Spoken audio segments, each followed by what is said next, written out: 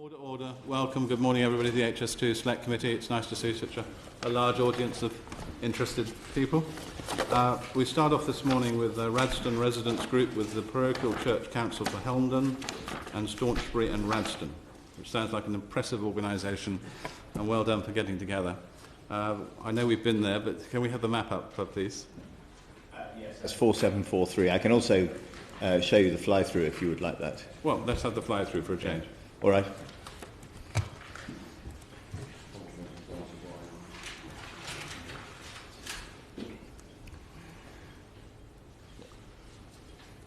As always, we're approaching from the north, best place to approach from. We are now just approaching Radstone to the left or to the east of the railway. If we stop there, we have the village of Radstone. I think we can just make out the church to the south of to the west of the village, and the railway line is running through here in a false cutting. So we have embanked earthworks to either side. And you can see balancing ponds, and then to the southwest in the distance, we're beginning to get into the further reaches of Brackley, an area which is subject to development just beyond the Arrow. And then perhaps I'll just show you the area that's been shaded white. Mr. Murray Brown, who I think is the second petitioner in the list this morning, that's an area that is owned by him. It's part of his agricultural holding, and an area that under the bill scheme was identified for ecological mitigation planting. But more of that later. So that gives you a rough idea of the environs. I suppose I just ought to show you, if we just pull the cursor down, you can see a road which runs obliquely in a southwesterly alignment across the railway. That's the Radstone Road, which goes over the railway on an overbridge. And then there are overbridges to serve public rights of way, which are being pointed out to you now. So that's a swift summary of the features of the route through this area. Mr. Marinker. Thank you very much. I'm Simon Marinker, and I live in Radstone. And on my right is Murray Brown, the farmer, also lives in Radstone. And Murray's here just to offer me some support while I do this presentation. I'm here representing all of the Radstone residents, or all the eligible ones. They all signed the petition and are part of the Radstone Residents Group. I'm also going to be covering the points raised in the Church of St Lawrence petition, as they have, in the interest of avoiding repetition, agreed to drop their petition, as their points will be covered in ours, so it made sense. I think the first thing to say is that Radstone is significantly adversely affected by HS2. And it's probably worth pointing out up front that our main request of the Select Committee today is going to be to ask the promoter to create a slight deviation of the rail line past Radstone. But before I go into the detail, I'd like to very quickly remind you of Radstone's setting, explain the issues, and then discuss our proposal. Next slide, please. Actually, that's slide 2. Yes, thank you. Radstone is 2.5 miles north of Brackley. We have 18 properties, 40 residents. We have a farm and 2 other businesses in the village. 6 people from the village actually work in the village. The vast majority of our residents have lived there well over 20 years. I'm a newcomer at 8.5 years actually. Home to our 12th century Grade 1 listed church, which we're very proud of. Home of some very rare bats. And I think everyone will agree that Radstone is a very tranquil, rural and beautiful village set in the South Northants countryside. On the next slide, number 3. How old is the village? How old is it? Yeah. Gosh. Do we know? The church tower is the second oldest church tower in Northamptonshire. It's Norman. And that was 14th century. But the church is 12th century, so I think it probably goes back as far as the 12th century. I know most of you visited Radstone. The picture on the top left is where you got off the coach and walked up the footpath, so that's a view down the road to some of our houses. On the top right, that is a view from the village which overlooks where the railway line would be. The bottom left is the view from the proposed rail line to the bottom part of the village. Although you can't quite see it here, there's about 14 of the 18 houses in that area alone. And the bottom right, yes, is the Church of St Lawrence, which you walked past on your walk through. And then on the next slide, this really is a Google Earth map, so you've seen the fly through anyway. But basically, this shows the proximity of the line to Radstone. All properties are between 220 and 400 metres from the centre of the line. There are no natural structures between the line and the village, just the field. And the important point, I think, to make here is at the closest point to the village, the line is now at ground level. And then in addition to all of that, there's a proposed overbridge to accommodate the Radstone Road, which is within 250 metres of the village. And you can see from that slide that everywhere around Radstone is covered in beautiful countryside. I think we can skip the next slide because that's just a close-up of the line again, and go to slide 6, if that's okay. You'll be familiar with this map. It's the official map of the area. And here you can see that the rail line goes from a cutting away from the village, then comes up at ground level in front of the village where the ponds are. The yellow indicates the village of Radstone, and you can also see the position of the overbridge as well. So that, again, just to orientate yourselves. So the big issue for Radstone, so, next slide please, sorry, what are the consequences for the village? Well, clearly we are significantly affected by the rail line, and the environmental statement actually states that 15 of the 18 dwellings will experience major adverse noise effects and that they consider this to be significant. It goes on to say that the forecast increase in sound from the rail line are likely to cause a major effect on the acoustic character of the area surrounding the dwellings close to the line. Along with Thorpe Manville, which is in the area CFA 15, Radstone is the worst affected village in terms of noise in South Northamptonshire. If we go to the next slide. Now, I don't want to delve too much on the technicalities of noise.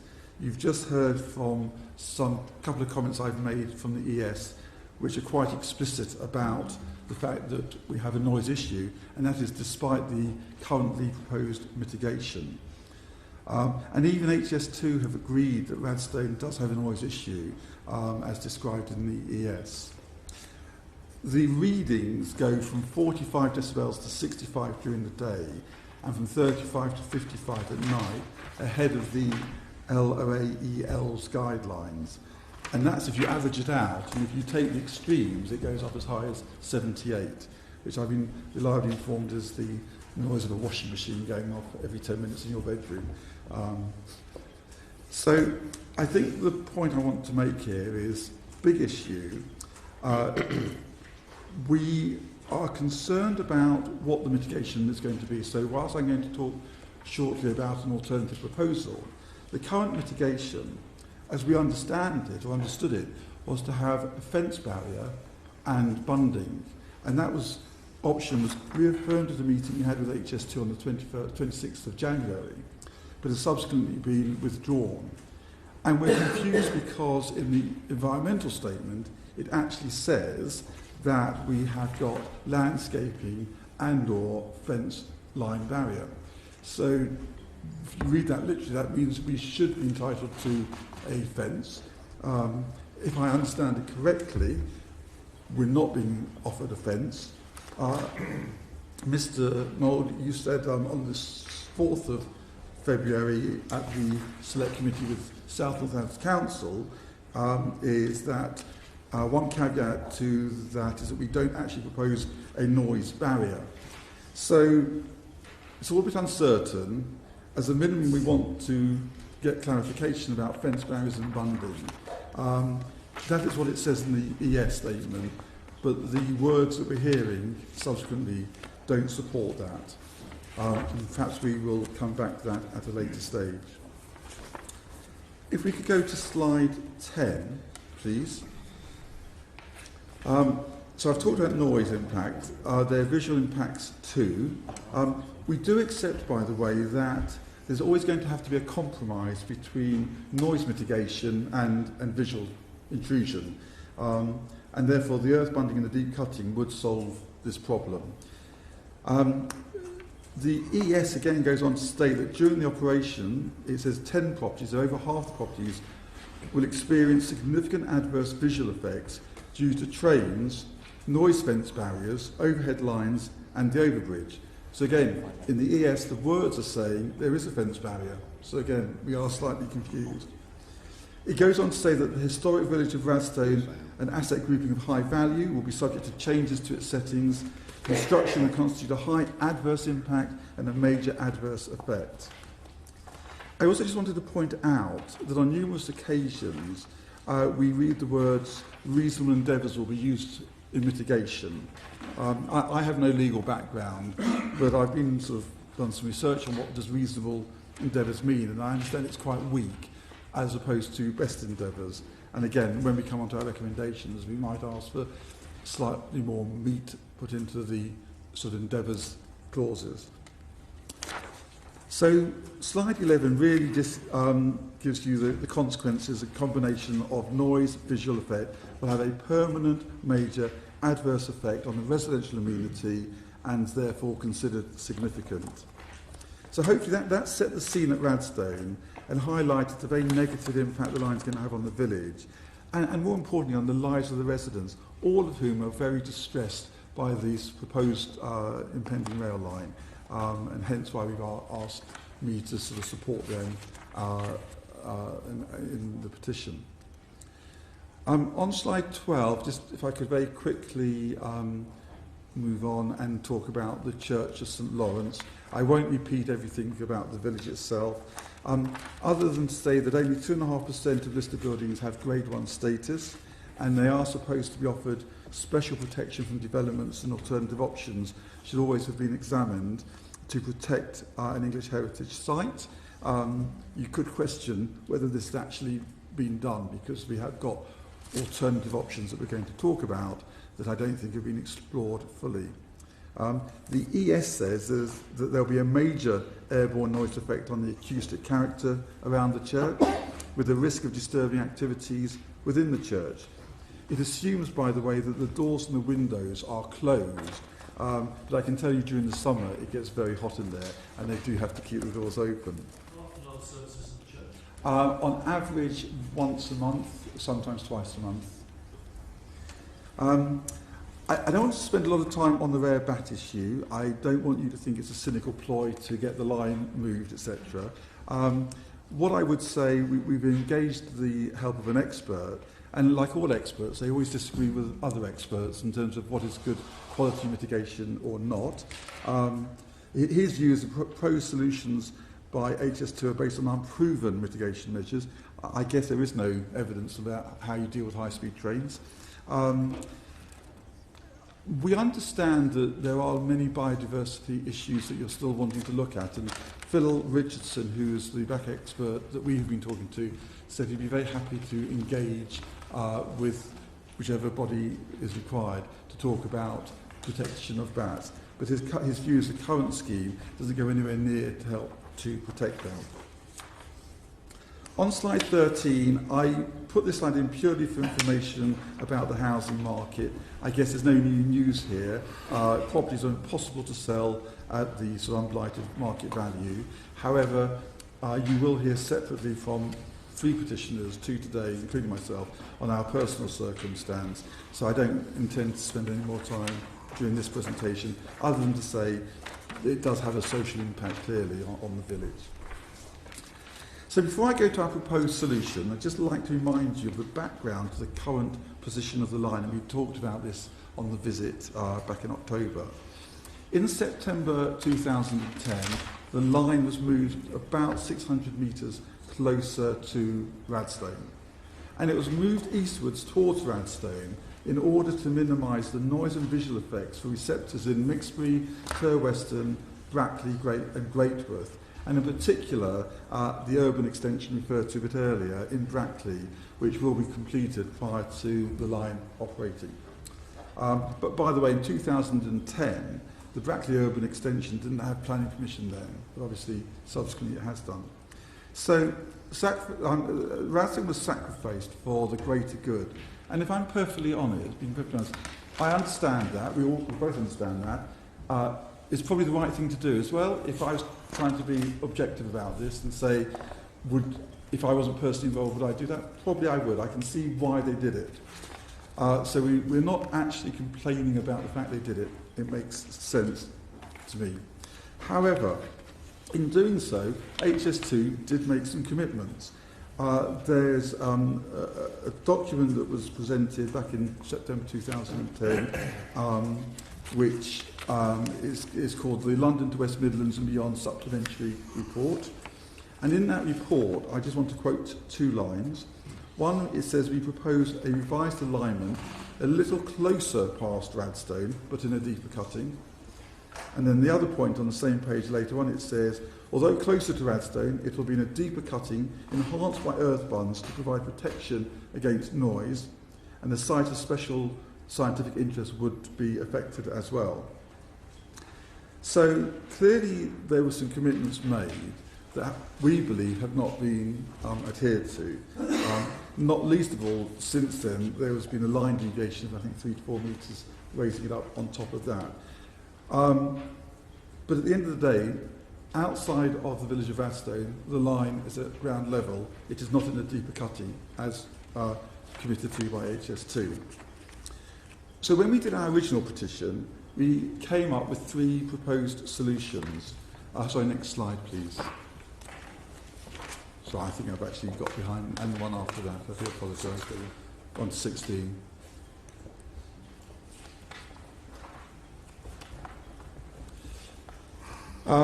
So we had 3 proposed solutions.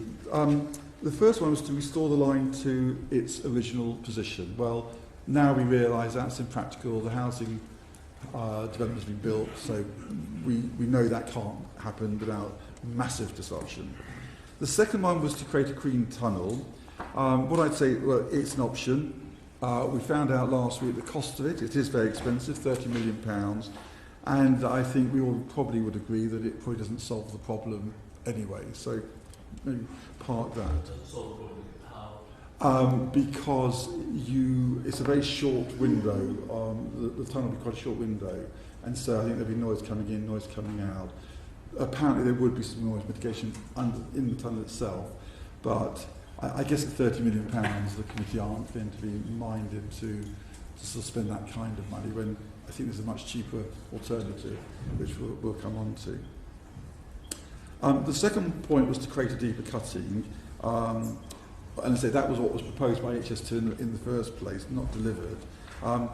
We understand it will take slightly more land. There are some technical challenges, but we understand it's very doable. That's being costed, though, at £7 million. However, what we think would be an eminently sensible and very good solution would be just to deviate the line further away from Radstone. And we started to discuss this option in the field in Radstone when we were looking at alternatives.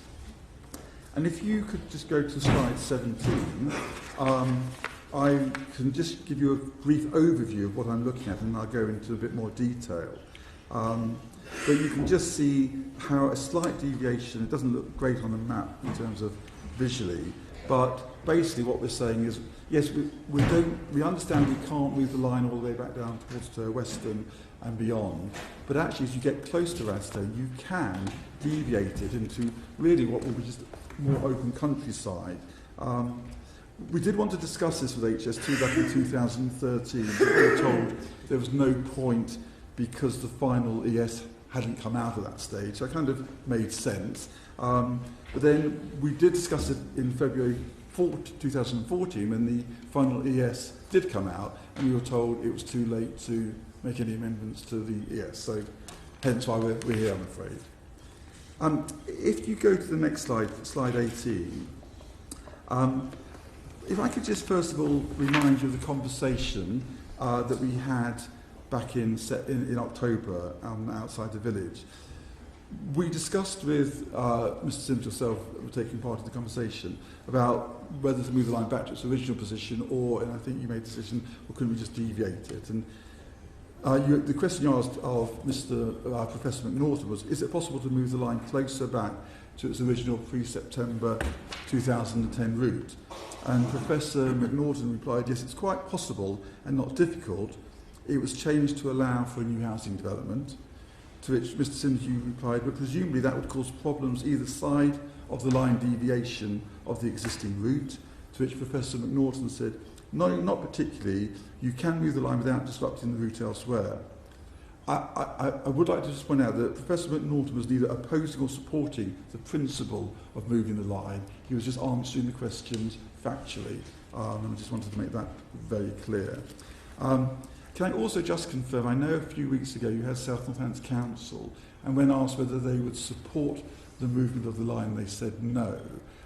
They have subsequently sent me an email to say actually the question they were answering, in their opinion, was would they support moving the line back to its original position, which would have affected the Radstone housing development, which of course they would not. However, they would support a deviation of the line by Radstone, which they recognise as significantly affected by HS2, provided it didn't impact on the residential amenities in Radstone development and other properties.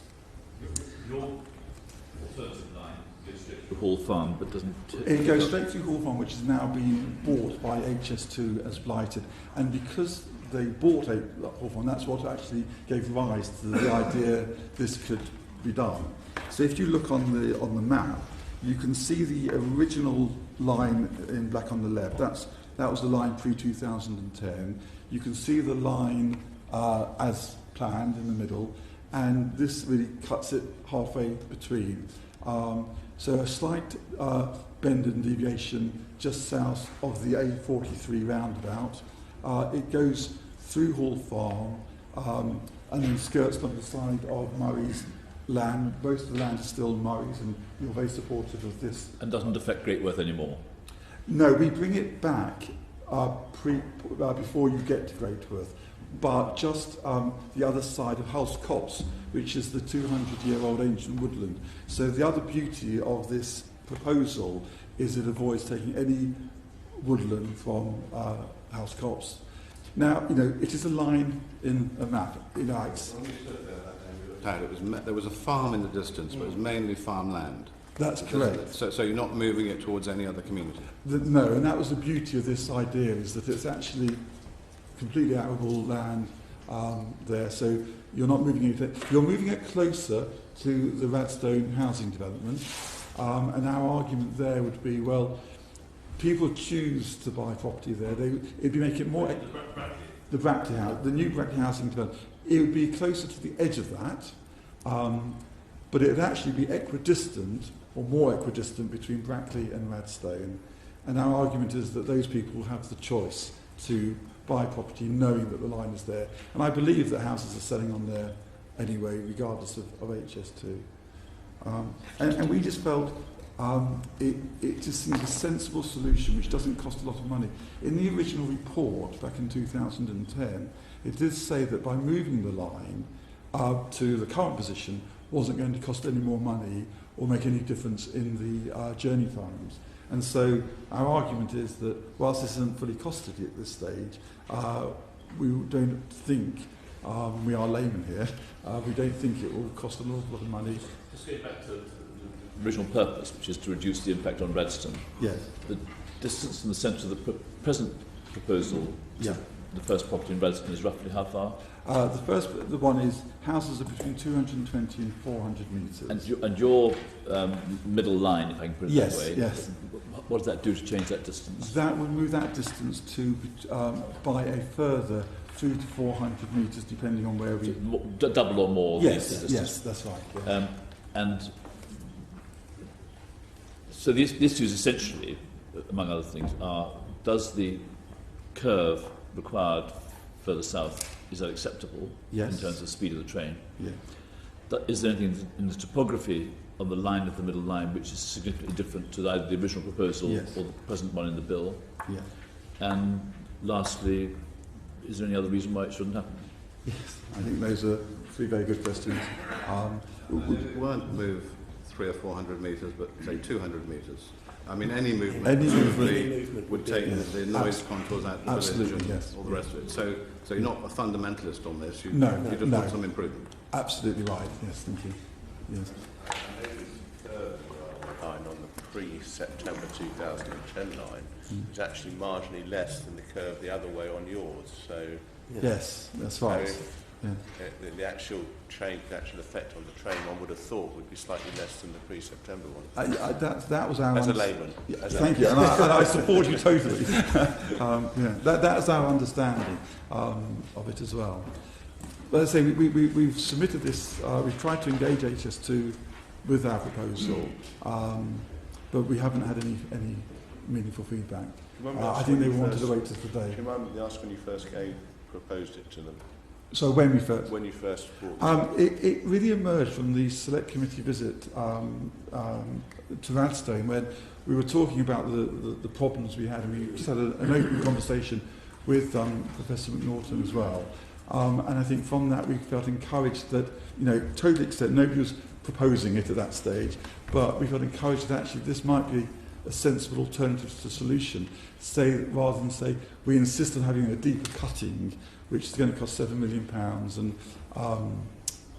adds lots of other complexities to it. I mean, that is an alternative option, which is what, if we couldn't get this, we'd ask for.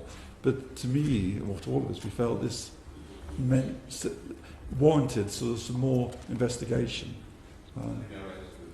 I think the Member of Parliament, Angela Radstone, is quite keen to look at this. She is. She again is very supportive of this. Yes. She's at the back. Thank you. So I think if we could go to slide, nearly finished actually, slide 19. That's just another view of the line. I think I've covered all the main points I wanted to make here. The only thing I would say, and I'm not totally sure about this, but somebody said to me that they weren't aware whether the select committee had authority to go beyond 100 metres deviation of the line or not, and there was some debate about this. I raised the point because obviously it may be an issue, but I understand that your colleagues on HS1 decided that they wouldn't be limited by an arbitrary restriction, and that obviously it was important to do the right thing and the fair thing. I made that point because I'm not quite sure whether you have the remit to move the line more than 100 metres away or not. That's our problem, not your problem. Okay, that's and I wouldn't take any point on that. okay. Thank you. Oh, thank you. Yes, thank you. So the other point, actually, by moving the line, is it also moves the overbridge, which is right in front of the village, 300 metres further away. So that would be another benefit. Slide 20 just illustrates where the new line would be. And you can see in the middle of fields, it's not any closer to residential amenities, etc. Slide 21 is a summary of the benefits. I've mentioned most of them about it reduces the serious noise and visual impact on the village, moves the overbridge, it makes the church service issue go away, it avoids taking ancient woodland, it's more equidistant between Radstone and the new housing development. It would avoid bat fatalities, we believe. We think... 200 yards, 200 metres. Well, yes. Apparently they were launched themselves, so... but I believe... Well, we believe, if it's further away, it has to be less likely, thank you, yes. We think it's cost neutral, we think it's journey time neutral. We can't see any real downsides. I'm very sympathetic with what you're saying, but of course, what we've had to face up to in other situations, you solve one problem and you then, unfortunately, create other problems. Yes. You have the law of unintended consequences. So have you done a detailed analysis of the impact of this realignment in either direction? We haven't, other than the way we've created the deviation, we feel there is no impact. We get the line goes back to its original trajectory Yes. fairly quickly. And all I can quote is the conversation with Professor McNaughton, who, when asked whether it caused problems either side of the deviation, he said, no, not particularly. I mean, that was a conversation, obviously, in the middle of a field, but that's the only way I could answer that question. And if HS2 decide to do this, are they then going to have a number of other farmers and landowners saying, well, actually, this is not in our interests and we're not very happy with it? Well, the majority of this deviation is on Murray Brown's land. Not all of it, but the majority of it is. I'm supportive of it. Yeah. I think there has to be a compromise between the starting point and the finish point. A compromise. Our line is just a theory line, but I think there must be a compromise within that that moves it any distance away from Radstone would be a benefit. If you put a curve rather than a straight line between, well, I'm looking at 83419.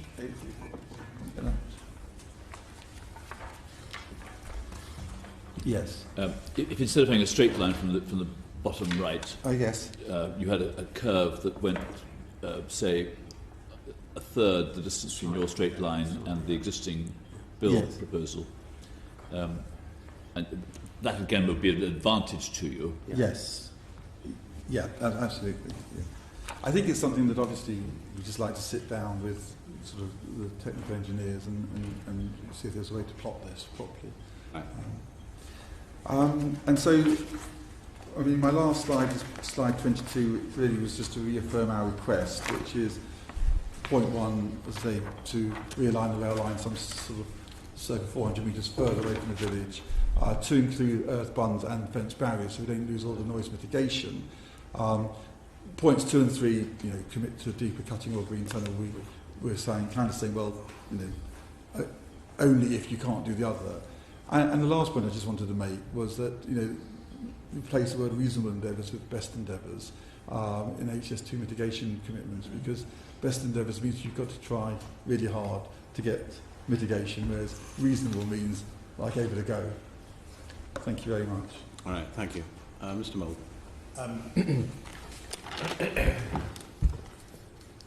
In a nutshell, two options put forward for further consideration. One is line 1 on the slide in front of you, and as the petitioners have reasonably indicated in response to your question, they're not saying it has to be 400 metres. A review of options to move the line westwards. The second is or improve the vertical alignment on its current proposed route by a combination of deeper cutting, enhanced earth bundings, possibly barriers and so forth. Now, the petitioners have made a pretty formidable case for a review of those two options, and I am quite happy to say that we will review that case. Indeed, we are already in the process of reviewing it, and I might just put up for you P4768.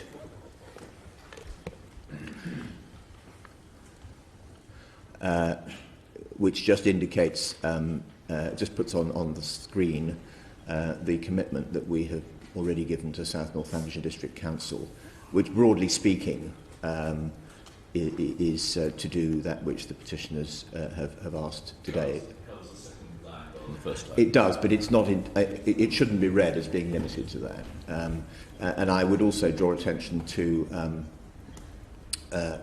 paragraph to the third bullet here, that we would expect to engage in this process not only with the district council, the unitary council, I should say, but also with the residents, with the petitioners as well.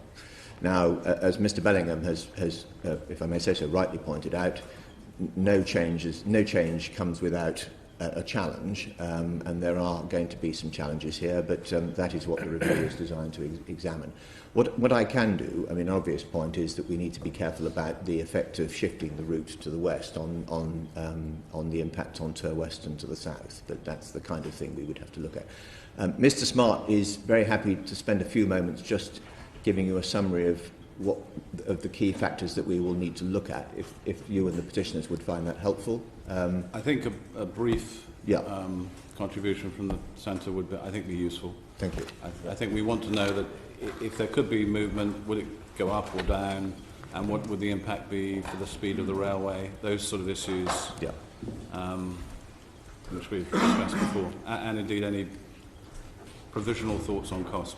And I'd like to know whether it was possible for you to take away this request to do some further work on it. Well, we certainly are going to do that. Yes. Yes. Indeed, as I say, we're already embarked on that process. So not just on mitigation, but on the possible realignment as well? Absolutely. Yes. Yeah. Good. Yeah. Mr. Smart, shall we start with that? Start with the proposal for realignment. Perhaps we'd put up the petitioner's slide, which is P 834.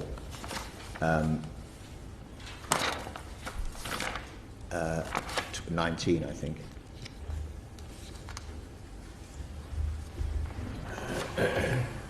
No, actually, 17 is better. 17 is better, sorry.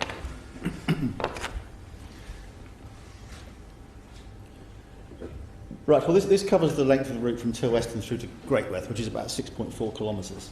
And we are substantially in cutting all the way through that length, except, of course, where we cross the valleys at Greatweth, at the Helmdon and at Brackley, where we do have to come out of the cutting. Now we can't. So it's real cutting or false cutting? They're substantially real cuttings, although when we cross the valleys, we put in the earthwork mitigation to create the effect of cutting. On the fly through. Yeah, but we do have some fairly deep cuttings here. In fact, Brackley cutting is about 18 metres deep as it is. Now, to achieve an alignment that the petitioners have put forward, we can't quite kink the railway in the term that's shown here, but I'm sure the petitioner didn't mean it quite that way. But there are limitations to what we can do. So in 3D space, we are obviously traversing the area of high ground and low ground and achieving the best alignment in those terms. And of course mindful of the water courses that we have to cross, and there's limitations there as well. So we're kind of threading our way through, and we'd hoped to achieve the mitigation around Radstone by a combination of the cutting and then the false cutting, where we can't achieve that across the Helmdon. Now what we can do is look at the alignment. As has already been noted, if we shift the alignment in the way that the petitioners proposed, there will be increased effects on Weston, and we will also take the Brackley cutting, which is already 18 metres deep, into slightly higher ground, so that will make that cutting deeper, and therefore there's, apart from the engineering issues of excavated material and disposal, there's also potentially increased land take. But I think... yeah, we're about this area here. Just as we... almost on that sort of straight line between Brackley and Radstone. Yes, that's right. Just Be curved. Yeah, in terms of our alignment through here, we're on a 400-kilometre alignment, which means that we've got a limitation of about 9,000 metres curvature in the horizontal, and about 55. So what's that mean?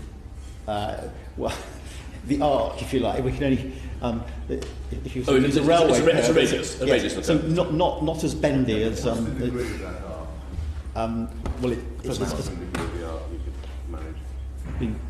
well, there's exceptional values and there's limiting values, and you also have to look at design length. So you've got a combination of vertical alignment where, if you like, if you can imagine an arc radius of 55,000 metres, and then horizontal of 9,000, and then you have design element lengths within that, because a lot of this is also about the effects on passengers, that will be around 250 to 300 metres, where you can change the alignment. So there's a number of factors. That's a sickly quick factor. But the point is, I think the point I'm trying to get across is that we can look at the alignment. My own view is that the moving the alignment is going to be far more challenging for us.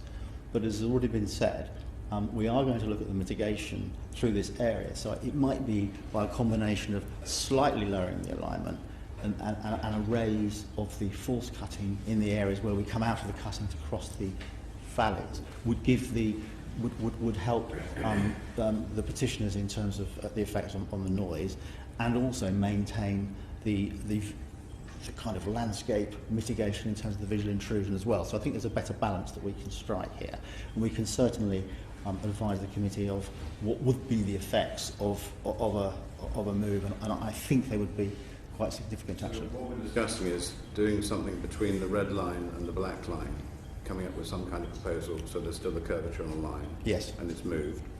And the petitioner was suggesting it was cost neutral, which I'm a little suspicious about. I presume that may not be the case, but can you give some indication of using your experience in HS1 and other things, what you think? Well, I think the key thing is going to be the increased cost we've got a cost on the slide of just going deeper, which is sort of the 7 million cost.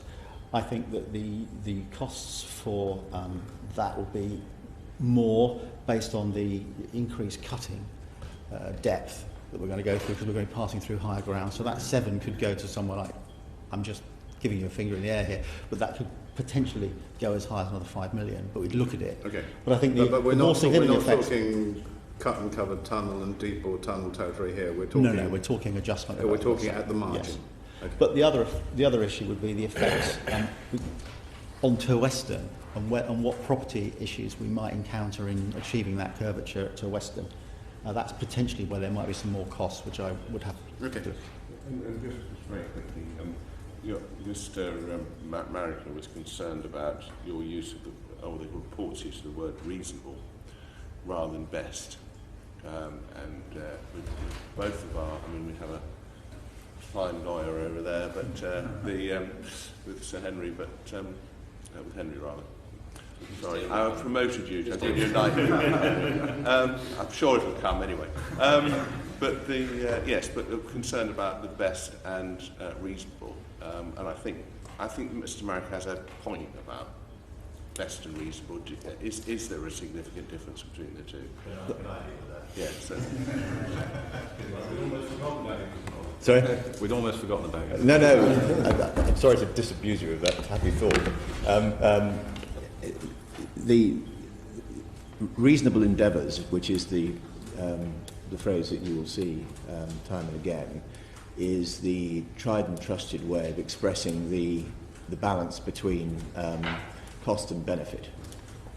And it is, for that reason, generally speaking, the level of commitment that is given in major projects. Best endeavours tends to impose a much higher burden on the promoter or the developer, because it generally is interpreted to mean almost at any cost. And so it's generally it's very unusual to find that phrase, that level of commitment being given in relation to matters where there is necessarily a balance to be struck between a whole series of competing interests and, not unimportently, an overarching consideration of the cost of what is being proposed on the public purse.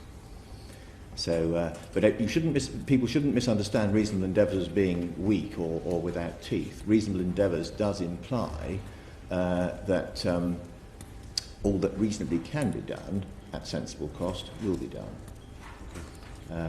More than implied, requires. Or requires, yeah. Do you have a contour map to use so we can look at some of this topography issue? I can't read the contours very easily on this. Do you want to look at the... I'm not sure we've got a contour map. We've got a sections map. So yes. Can we turn up key 4753? No, I'm so sorry. 4754. That's the next one. That gives you a sense of the cross sections that I'm going to show you on the next page, across broadly east-west to between the railway and Radstone. So if we go then to the next page, these are the northerly of those sections, with west to the left and east to the right. So we're looking it's north. 4 on the next page. 4 is on the next page. So if we go to 4756. And 4A is roughly Hall Farm. It's on the Hall Farm line of longitude. Yes. 5 is looking obliquely in a northeasterly direction from, broadly speaking, Hall Farm. So Hall Farm is off to the left. And it's not the same as going from Hall Farm across, which is what I suppose I was thinking of. No. But it doesn't look to me as though the difference in height are major. And they may exist, but... We're talking about, you mean the actual height of the... Yes. The area of higher ground that we'd have to traverse is actually to the south of that, which is... more towards the yes, Brackley. Yeah, we'll just go through the Brackley cutting, which is... The build line is slightly to the east of what we're considering, and I think you're suggesting that that has a lower hill than if you brought it slightly further back. Yes, where we are, we cross, if you like, the ground is slightly falling away, so we'd have to go through what is the Brackley cutting length. We'd have to go through the ground at a slightly higher point than we traverse it. So that's where the increased cost of the cutting would come from. So if you're, I forget what you said, it was 16 metres or whatever it was. But I think it's 18. 18. But adding an extra 4 on is actually significantly earthworthy. It is quite on the side slopes. If it were as big as that. If it were as big as that. But I think what we can, there is an optimisation between, if I may use the term, tweaking the alignment, vertical alignment, and also raising the force cutting to achieve a better balance of height to mitigate the noise effects further. So I think what we've heard quite reasonably from the people who are thinking about Radstone, whether they go on living in Radstone or not, it's Radstone rather than the people. I think Yes. what they're after is less impact, which is a mixture of sight and sound. And you're saying, what you're saying is, first of all, on the existing route, more might be done, which is what most of the stuff for the district council is about. You're also saying it's possible to consider coming towards the sketch line they've given, where a mixture of vertical, how deep, how high the mound, and what the curve might be, might Yes. also produce something which would be acceptable. Well, I think the challenge is not so much the engineering, the increased cost of the cutting. That's not the issue. I think the issue will actually end up being the effects on Tir Weston and other properties and within the area, either in terms of physically land and the noise effects on them as well. But that's what we can look at to see if there is any further to it that could perhaps prove an acceptable. No, I just make a point. Sorry. We think on the Tir Weston area, the way we've plotted it, we think it won't have an impact. I'm not certain. Well, we've tried on our sketch. We've tried to do the curve north of Tir Weston, so we were mindful. That's what it looks like. Yeah, you know, as I say, line in the sand. But they might have to start the curve earlier. Yes, that's the point. Okay.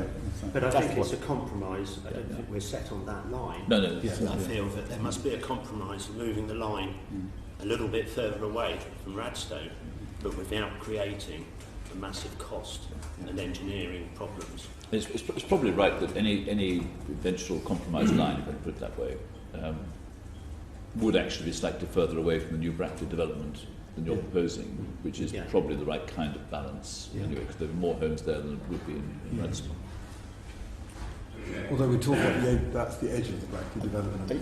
You know, I think in where we will end up is, can we do better in terms of our horizontal relationship of the buns and the level? Yes, and we're clearly looking at that. We will look at the horizontal. That is far more of a challenge and does bring in the things we discussed as effects on others. Given you're going to have some discussions with people and have a look at some options, and one of the options could mean additional provision territory, which would need to be done by the summer. I presume you're unlikely to be able to report back to the committee before the election, but one would have thought early, when we start off again in May or June? Yeah. Yes. That's Because if there were to be any changes, presumably they would have to be in the July additional provisions so that we can finish the bill. They would certainly need to be brought forward along that sort of time scale. Okay. And that's a key question, obviously. Yeah. All right. Yeah. Okay, your chance to ask a few questions, Mr. Marinker. I think we've covered everything. Yep. The only thing I would ask is, I'm still not quite sure on the clarity about the fence barrier and earth bunding. That's just unclear to me. Notwithstanding we might move the line, but we still wouldn't want to lose the fence barrier, because obviously they are very effective in terms of noise mitigation. The approach of the environmental statement has been to identify an output, if you like, from mitigation, and then to leave open the physical means whereby you would achieve that. Now, that then is tempered by a recognition that, broadly speaking, long, tall sections of fence in relatively open countryside bring different potential problems with visual impact. Mm. And so in areas such as this, I think it's fair to say that, broadly speaking, the starting point is you look to achieve the output in terms of limiting noise impact on local people by earthworks, cuttings and so forth. If that doesn't achieve an acceptable level of mitigation, then you may need to think about introducing fence barriers into the mix. But you start with earthworks because you've got much more flexibility in moulding the earthworks and so forth into the landscape. So here, the assumption has been, and you see that reflected on this series of cross sections. The assumption has been that the level of mitigation that is reported in the environmental statement would be achieved by earthworks and would not involve fence barriers themselves. That isn't clear at all, because in the ES statement it says fence barriers. Yeah. Also, in the words it says there will be fence barriers. So, to me, there seems to be an assumption there is a fence barrier and some form of landscaping as well. And actually, that option was discussed with us by HS2 on the 26th of January to say you could have the fence and then cover it with earth bunding so that you don't have the visual intrusion as well. I make the point, it will all get washed up hopefully with the realignment, but I just wanted to make the point that you don't want to lose sight of the fact that the sound barrier is going to be, I think, essential if we're going to mitigate the noise. Well, we certainly, if I may say so, I entirely agree with you. The sensible way of resolving this is to clarify the position as part of the review that we've just discussed. Yeah. Mr. Chairman, can I just make a point, as a layman point, that if you have more cutting by moving the line slightly away, you have more cutting, you will need less expense on mitigation. Which again is something that we will obviously look at when we're carrying out the review. I don't think it's sensible to make any hard-edged assumptions here. I think one needs to look at the matter in the round and then make a judgment. I think the work needs to be done first, to be honest. Okay, right. I think we've finished that one, and we will have a report back early in the summer. Are you going to just stay there and kick off with your... Or are you going to swap places? Right. Right.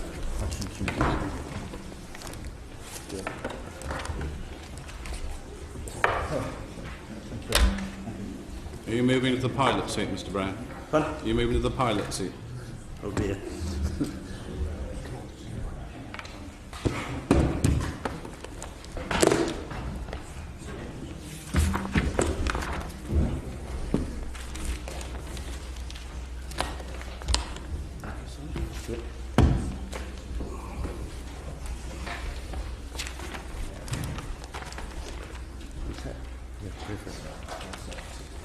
Right, we now have petition 1319 of Mary Brown. Morning, gentlemen. We've got the map up on the... Yes, this shows, I think this shows Mr. Brown's holdings affected, including the area which is affected by the bill limits, which is in the conventional green cross-hatching. Okay. Mr. Morning, Brown. gentlemen. I am Murray Brown, petitioner and owner of Radstone Estate, which I bought in 1994. However, I couldn't move in until 1995 when the house was made habitable. Ever since, we've been building and developing a family home for us and our 3 boys, aged 17 and twins of 15. The estate is run as a commercially viable farm with 915 acres in arable rotation and 55 acres of permanent grassland, of which 25 acres is the Helmdon disused railway SSI. Over the years, we have worked closely with Julian Key from Natural England to establish both a commercially viable and environmentally sensitive farm, having been accepted into entry-level and higher-level stewardship schemes with management prescriptions to enhance both the farm and also the wildlife in the local area. As I find this whole process quite daunting, I've asked my agent Simon Harris to describe in detail the significant impact HS2 will have on my farm. However, I will try and answer any questions the committee would like to put forward. Okay. Simon Harris. Mr. Brown at this stage, just looking at the map, there's basically a red line going down the sort of middle of the holding, but you obviously own the land Either side. either side. What's the logic of that line going down the middle? That's the road, is it? Or is it's just... Was this the way HS2 drew the map? I think it's something that you I'm sorry to sign on interrupt, as... Mr. Benning, but if we could have slide 841 brackets 2 on the Yeah, screen. which I had a look at in the folder, yes. Yeah. It's it's the road just the way going- it's been drawn. Yes, we don't own the road. Yes, the north-south line to which you were referring is the Radstone Road, which Yes. connects Helmdon to Brackley. Right. And did the family originally acquire it as one unit, or have you Yes. added to it? We've since added the north afield. And you farm it all as a landlord in hand, or is some of it rented? No, it's all in hand. It's all in hand, thank you. Right. Mr. Harris. Thank you. Well, as you've heard, there's an estate here of about 1,000 acres, and unusually, few roads pass through it. It's not quite within a ring fence, but few roads pass through it. Could I just ask you to, can we have slides 4, please, just to give you an idea of the type of estate here. This is the petitioner's house. The photographer has her back to the proposed railway line. Slide 5, please. This is looking from the petitioner's... Is that the house we went into? We went into a... No, we walked past it. We walked past it. walked We walked past past it, yes. Yeah. It's next to the church. Yeah, exactly. This is the view from the petitioner's house, looking towards where HS2 will be constructed. And HS2 will pass through the second field along the furthest cow's back, just beyond the furthest cow's back. Very nice traditional estate. And slide 6, please. And there's the similar view from the petitioner's lawn, with the photographer's back to the house. And slide 7, please. And that is the view from the petitioner's sort of rear yard car park drive area of Radstone Church.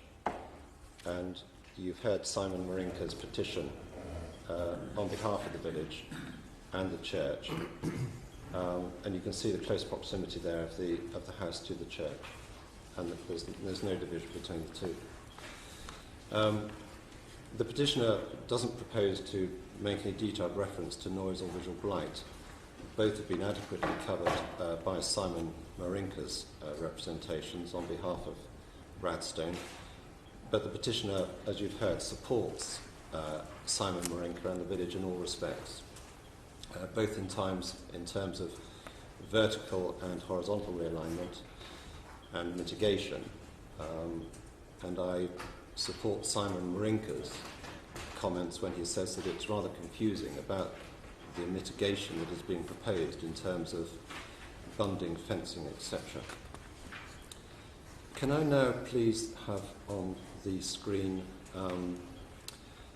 slide brackets 3, please, which will show the estate, 841 brackets 3. Here's the Radstone estate, and we've superimposed on it the line of HS2. And you'll see just to the southeast of it, we've also put on the original line, which was proposed in 2010, just for comparison. Sorry, southwest, yes. The Radstone estate will lose about 228 acres, which is about 23% of the farm. Would that be permanent land take? Sorry? Would that be permanent land take? No, the permanent of the 228, we're told that 123 acres might be returned, right. Will be returned, hopefully returned, and it's on that point that we'd ask the committee to provide some certainty to ensure that the land is returned in a cultivatable condition. It's the petitioner's intention to carry on farming as great an acreage as possible. Could I ask you please now to show slide P4783, the promoters exhibit P4783.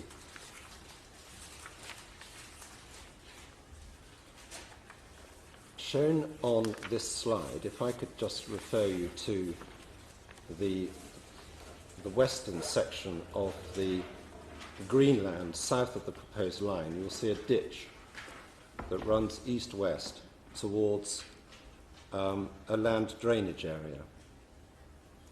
There's also a ditch running along the greenland, which is east of the Radstone Road.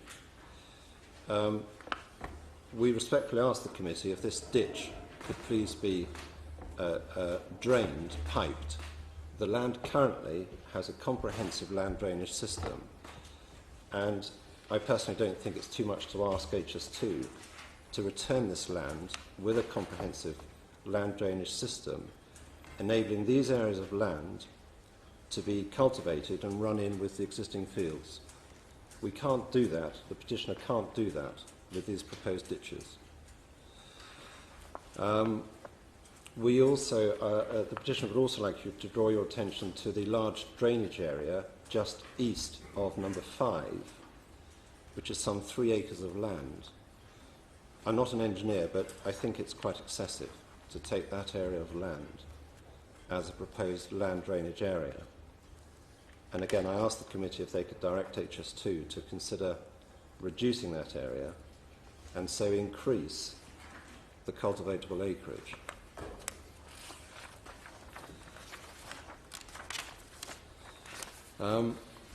This plan also, can I just explain that, as you probably know, the Helmdon railway line, the SSI, has some calcareous grassland, and it's now the home of some butterflies, some rare butterflies, which I think are the holly blues, but I'm not sure about that.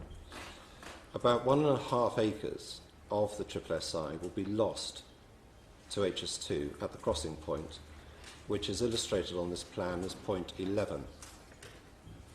Now, to replace that area, that's it. To replace that area, it's proposed that there should be additional areas planted with calcareous grassland. And this proposal came through, I think, last Thursday afternoon.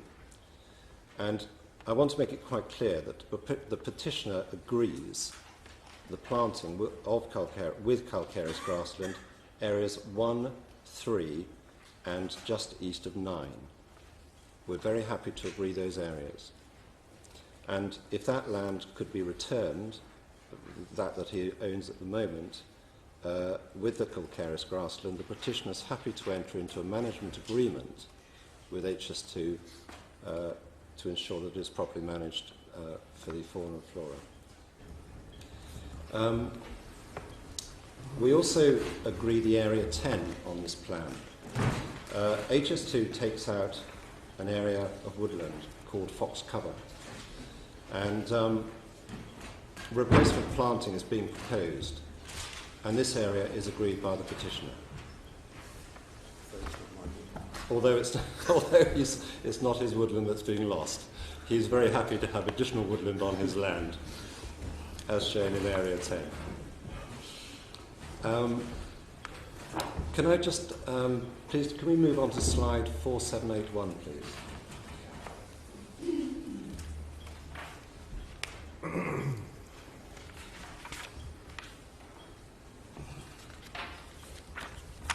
This is just a little bit, shows a little bit more of the proposed construction, and it goes to the petitioner's western boundary.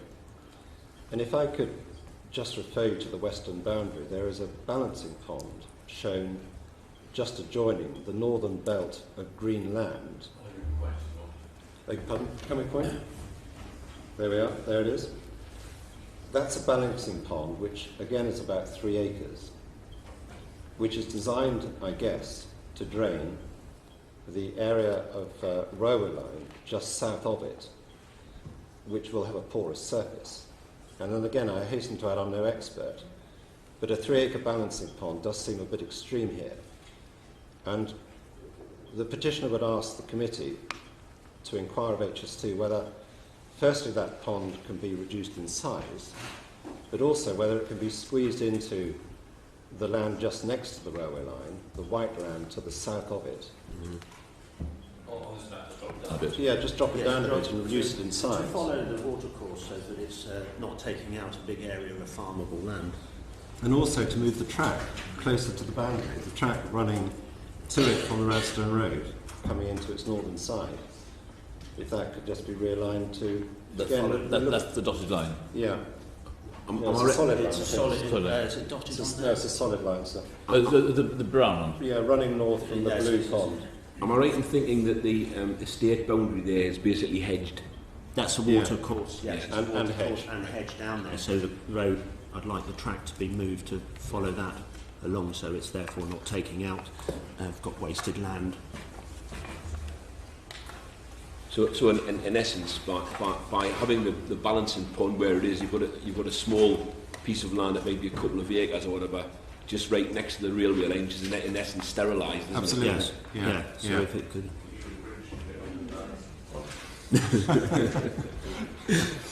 We can do that. Good, thank you. Yeah. We'll tick that one then. Thank you.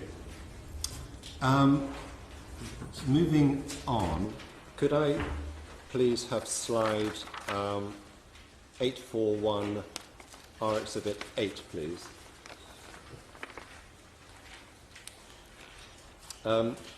Please ignore areas A and B.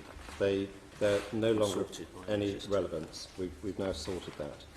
But I draw your attention to area C, part of which it is now proposed, where the C is, should be planted with calcareous grassland. The petitioner does not own all of area C. Part of it is owned by Hall Farm, which HS2 is in the process of acquiring. But we'd like to ask the committee, please, to direct HS2 to negotiate with the petitioner, enabling him to buy that land that he doesn't already own, again with a view to cutting his losses and farming the maximum acreage. Some of that area C he does own, but parts he does not. And he would like to buy the parts that he does not already own. This question. Are there many others who'd be having their eyes on it as well?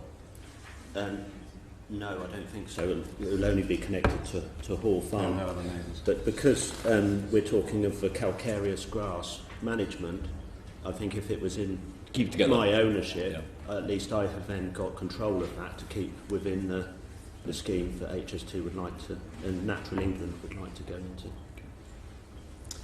I'm just wondering if, because there is a permanent land take of 105 acres from the HS2, it's not beyond the realms of possibility to look at some sort of land swap. Well, definitely be We'll discuss anything. acceptable to me. I'm just a farmer, but I'd like as many acres to farm as possible because it is my livelihood.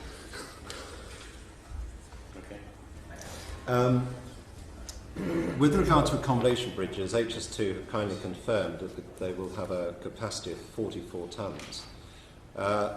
The petitioner has quite a large combine harvester, and we would like the HS2 to please confirm that the bridges will be able to accommodate the width of a combine harvester, and so link the severed parts of the farmable land. Question there. Presumably, over the next 20, 30 years, you'll upgrade your farm equipment. Yes. But it's not unlikely that your farm equipment become larger with modern technology. So would it not be sensible to ask for it not just what you will have now, but what is possible that you will be buying in the next 10 or 15, 20 years? Definitely. When you run the farm? Yes, it would be. I think Mr. Mole will take that into account.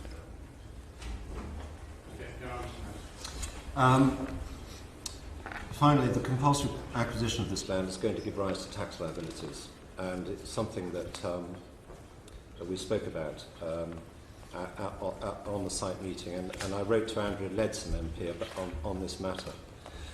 But the forced sale of nearly 23% of this farm, although the Chancellor has widened the range of assets which qualify for rollover relief under the Capital Gains Tax Act, the petitioner is still going to be faced with either paying tax on his compensation money at 28%, or buying assets which he would not otherwise have bought.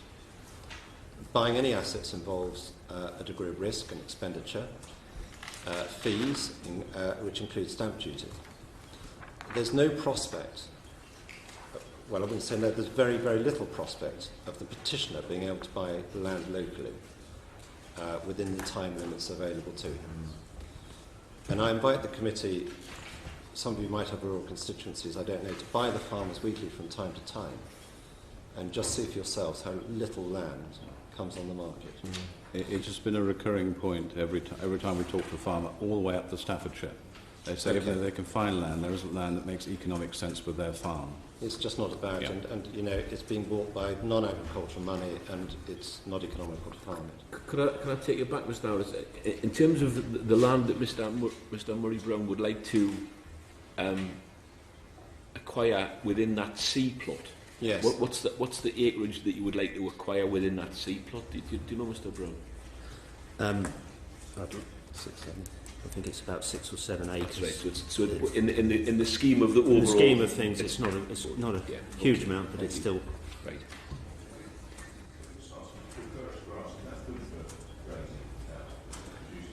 It's a limestone grassland that, because when they cut the railway, the old existing railway line obviously got into the limestone banks, and it's not necessarily great for grazing cattle on, but it's for the wildlife, the butterflies and all the. It's more for the environmental benefits. Well, that's what I was wondering, because it seems to be quite an unselfish act for you to follow it. Well, I think to bring everybody all in line to work together, I think it's a compromise that I have to make to keep in with natural England to try and carry on what we're trying to do through the farm, and because although we are HS2 have now proposed a green bridge over the triple SI, so actually I don't feel they're going to lose quite as much as they think they are on the calcareous grass, because there will be calcareous grass put over on the green bridge. Sounds very admirable to me, though, what you're trying to do. Well, I think I've got to try, and I've tried to work with HS2, and that's where we've come to at the moment.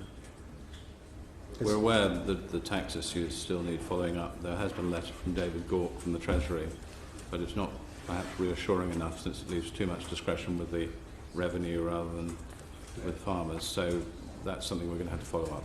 I think we can anticipate hearing from Mr. Mull that HS2 don't need to buy land they're going to return, Right. which solves a large part of the problem. Well, there's coming on to that. So, I mean, our other are other forms of occupancy being considered, such as licences and leases and so on and so forth? It's an issue that we've covered quite a lot up and down the route, so it's something that I think the HS2 are actively looking at. And Mr Milden have a one-word answer, which is yes. Well, he'll have a three-word answer. Yes, Schedule 15. You don't need licences or licences because the bill provides a comprehensive statutory you can use the land. To use the land instead of buying it. Yeah. And you receive compensation for the loss and damage that you sustain, if any, as a result of that. But that will obviously include, in any event, a payment for occupation, which generally speaking will be based upon the rental value of the property in question. Rental value or loss of profits? Of the rental value. But if you suffer loss of profits as a result of being unable to occupy the land and to farm it, then you will recover the value of those lost profits as well. Thank you. There's also the inheritance tax issue, which I just want to make reference to, because this land currently would qualify 100% agricultural property relief. A sum of money in the bank, compensation monies, has no relief. And I respectfully ask the committee if that could also be addressed. Okay. All right. That's it. End of. Thank you. Yes. Okay. Anything further to add before we go to Mr. Weld, Mr. Brown? No. Thank you for listening to us. Thank you for listening. All right. Mr. Mulder. Thank you. We can go back to P4783.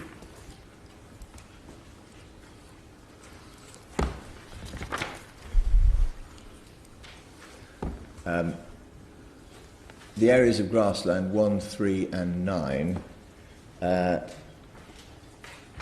which the question was, would the project agree to return those to the petitioner subject to an appropriate management agreement? Yes, we would. That is land, therefore, that will be we would expect to occupy temporarily under Schedule 15 for the purposes of carrying out the creation of the new habitat, and then return it subject to, as you say, appropriate terms as to management and maintenance in the future of the ecological value of the land. Drainage. This was, I think, covered in the letter that was sent on the 18th of February to the petitioner's agent, to Mr. Harris. But the principle here is the same as with any accommodation work. Where the railway crosses over productive farmland, as it does here, and where it interferes with existing natural or man-made drainage arrangements, then the approach of the project is to investigate, to survey, to understand in collaboration with the landowner, the farmer, how those drainage arrangements operate, and then to take appropriate steps to maintain and, where necessary, to remedy the impact of the railway on drainage, so that the land is restored as far as we reasonably can with drainage arrangements that work as well as those that exist at the moment.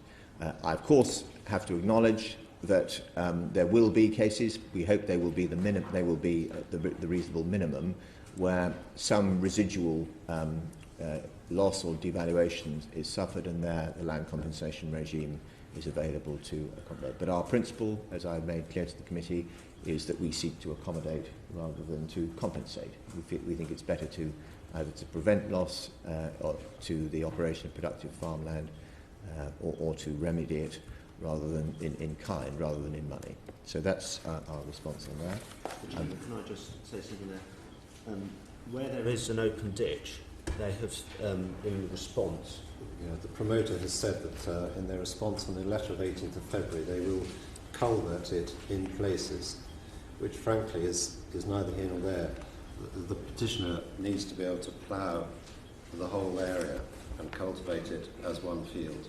And it has a good drainage system at the moment, and I wouldn't have thought it was too much to ask for an undertaking to replace that drainage system. But also, Mr. Chairman, if the ditches they've got there, it isn't unreasonable, I don't think, to ask them to pipe those so that there's it's all one field and it can be operated as one field. Well, I don't think there's very much between us, save in this respect. We are in the process of promoting a bill through Parliament which is at a necessarily relatively early stage in the development of the detail.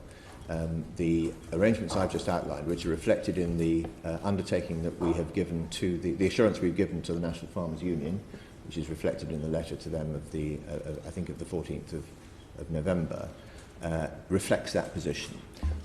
But we have also given a commitment to work with farmers, including yourself, to continue to work and to collaborate so as to understand the needs of your farm, and the drainage is as much part of that as other factors, and to seek as far as we reasonably can, as I say, to accommodate.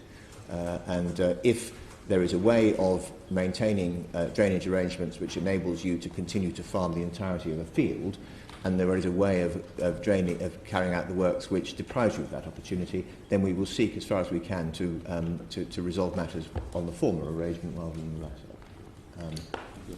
It's one of the difficulties farmers have had when they've come before the committee. The detailed discussions about hydrology and piping and utilities is almost a matter for some time up the road, rather than today.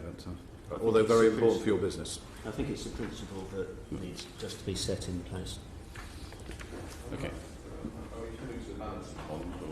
Balancing pond, as I say, if we go on to P4781, I think it was.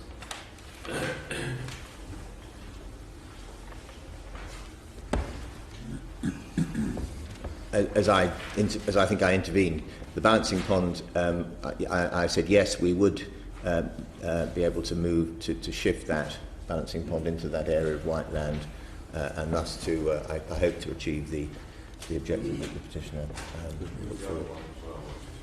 Mr. Harris. The other one is a land drainage area, yes. But even so, it takes up agricultural land. That is an area of land scrape, I understand it, which is needed. It's an area that is unlikely to be to have water in it for much of the time, but it's needed to accommodate periods of heavy rainfall and so forth, and heavy runoff. I mean, it was the size, I think, Mr. Harris was talking about. Well, again, that's something which forms part of the detailed assurances that we've given to the National Farmers Union, and which are intended to be available to benefit individual farmers, that we will look at these kind of facilities to see if we can, through the detailed design, minimise the extent of land take. This is probably an incredibly stupid question, but see, I mean, I'm going to ask it to be. The volume of anything is to do with not just the surface area but the depth.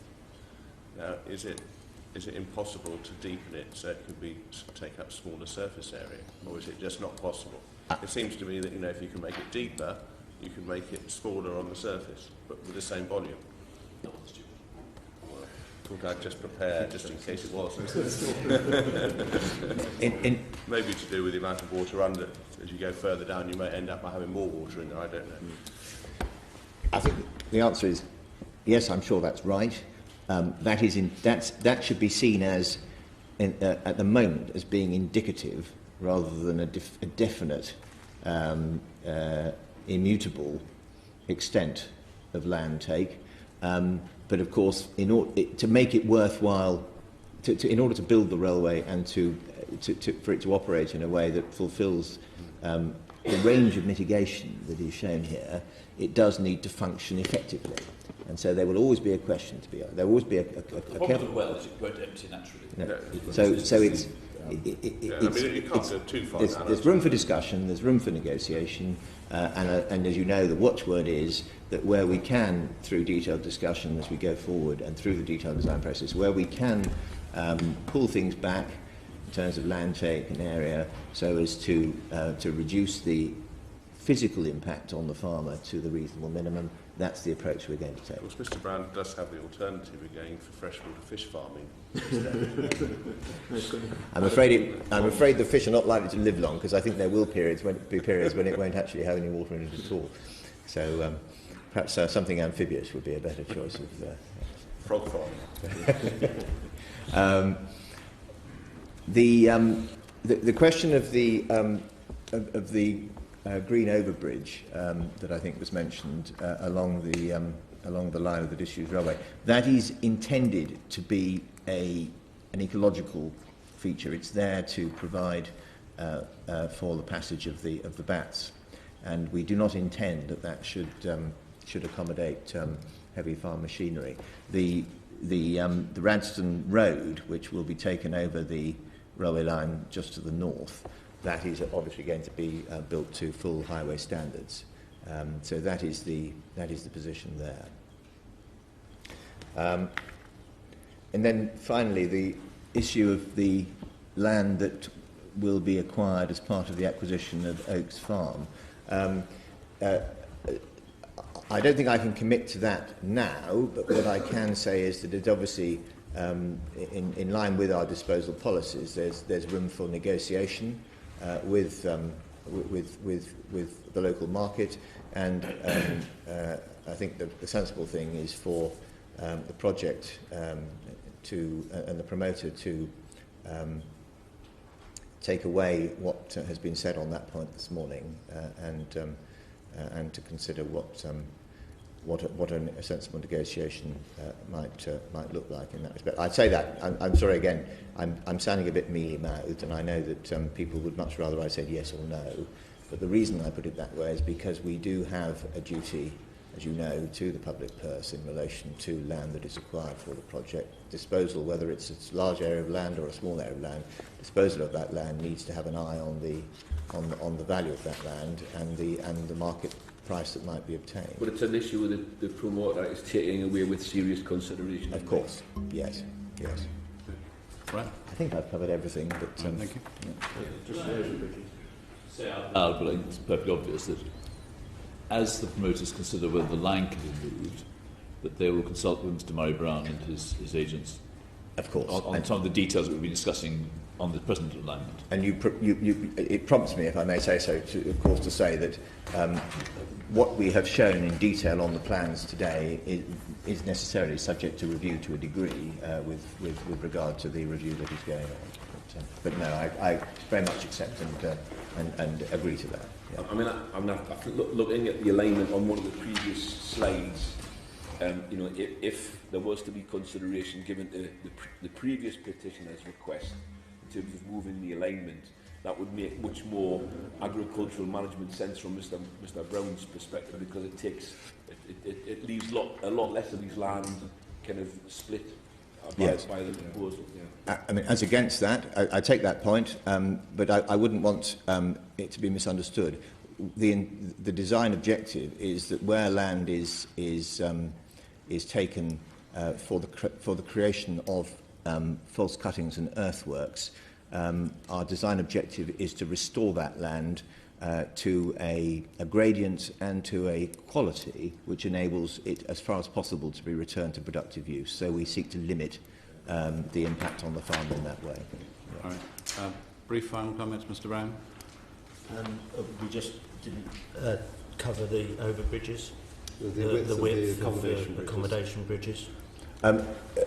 Accommodation, where we provide accommodation bridges for to accommodate severed farm holdings, then they will be designed to meet current standards in terms of use and machinery. I think the general position is, as a matter of policy, that where the farmer would like a bridge which is significantly improved as compared to the access arrangements that they have at the present time, then they would need to they would expect to contribute proportionately towards achieving that, because otherwise the project is providing betterment rather than restoring the farmer to the existing position. So we intend that they will be constructed to meet current standards, but if one is anticipating larger machinery... Well, I thought the point was being made generically, but... generically, most accommodation bridges, when I was building roads, were joining up fields that had nothing between them, so there was no question of betterment, it was just providing access. Yes, but I mean, I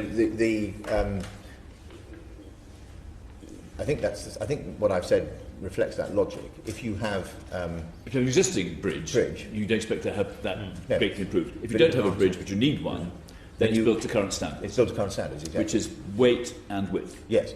Yeah. I thought the question that was raised earlier was about whether one would seek to future-proof them against larger machinery which might come in 10 years. 44-ton bridge could take 50 tons. We have keep asking HS2 to give us the width of the bridge. I know it's going to 44 tons, I think, is the weight spec, but we haven't been given. I'll see if we've got a standard. I suspect the answer is there isn't a standard, but I'll just see if there is. Mr. Brown, and Mr. Smart says that the working standard is 6 metres width. Oh, we're about 4 metres. Yes, unlikely you'll be buying anything. No, I think 6 metres would be adequate. So we're not raising a new issue then? No. Yes, that's... I think we made progress. Yes, I do. Thank you very much. Thank you. Thank you. All right, thank you very much. Thank you very much. Cheerio.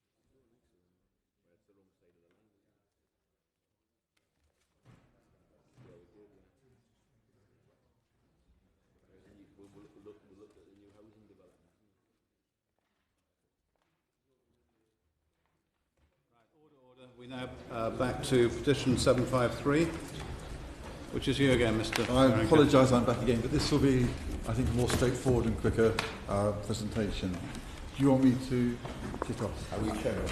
Yes, so I'm Simon Marinker. My wife Claire can't be here today, so I'm representing the service. We've lived in Radstone for 8.5 years. We're married, children growing up. We have 3 dogs, which really take up most of our time. We chose to live there for a number of reasons, including job, transport links, but also the peace, tranquility and beauty of the area. If we could go on to slide 38352, please. Basically, this shows our property in relation to the line. We're 350 metres from the centre of the line, although from the bottom of our garden it's 300 metres. As you know, there's no natural barrier between the house and the rail line, and the line at ground is at ground level closest to our property, and we have the addition of the overbridge that we discussed earlier. If we go to the next slide, that is just a view of the house, and the slide after is a view from the upstairs window to the field where the rail line will go through. And then the following slide is a view from the proposed rail line to our property. That's slide 5. You just move on. Sorry. So yes, so that's standing at the centre of the rail line towards our property. So the point I want to make is that obviously the property, as it stands, obviously very close to the rail line with no natural barriers. In terms of slide 6, just to point out here, our property is just above the D of Radstone, to give you an orientation, and it's shaded orange, which basically means it's deemed in terms of noise as moderately adverse, with an increase of 5 decibels at day, 10 decibels at night on average. So, what's our situation? Well, slide 7, please. We're going to be wanting to move at some stage in the near future. Personal circumstances are beginning to change. We feel we have an inability to be in control of our destiny. Our property value, we've been advised, would have to be reduced maybe 20, maybe 30%. Nobody can be too sure. And we feel that the latest NTS scheme is just too discretionary and really isn't sort of fit for purpose. Sorry? Have you applied? I haven't applied yet because we're not in a position where we actually want to move. But our concern is the whole definition of unreasonable burden. We can't find a legal definition of it. I won't qualify. Can I give you some advice? Yes. The need to sell scheme, which I'm on record as saying nice to call a wish to sell scheme, is new. If we want to write something into a bill, it's because it's necessary. And if someone hasn't applied, I don't think anyone can claim it's necessary. No. So somebody in your sort of position, this is not direct advice to you, might be well advised to apply. Yes. Before this committee has finished its work, to be able to say it has been successful or it's not been successful. Yes. To work on the hypotheticals of how they're treated is a separate issue. Yes. And it may be that someone in your position will have heard in previous statements by Mr. Mould that if an application on need to sell is accepted, it doesn't need to be taken up straight away. Yes. So it does provide the flexibility which is necessary. Yes.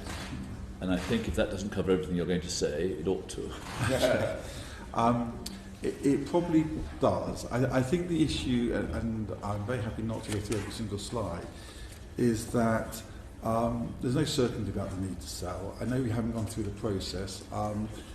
There's definitely an absolute certainty, I would say, that we're unable to sell if we wanted to at this moment in time, due to, well, there's evidence because 2 houses have not been sold and had to be purchased under the old extreme hardship scheme by the promoter.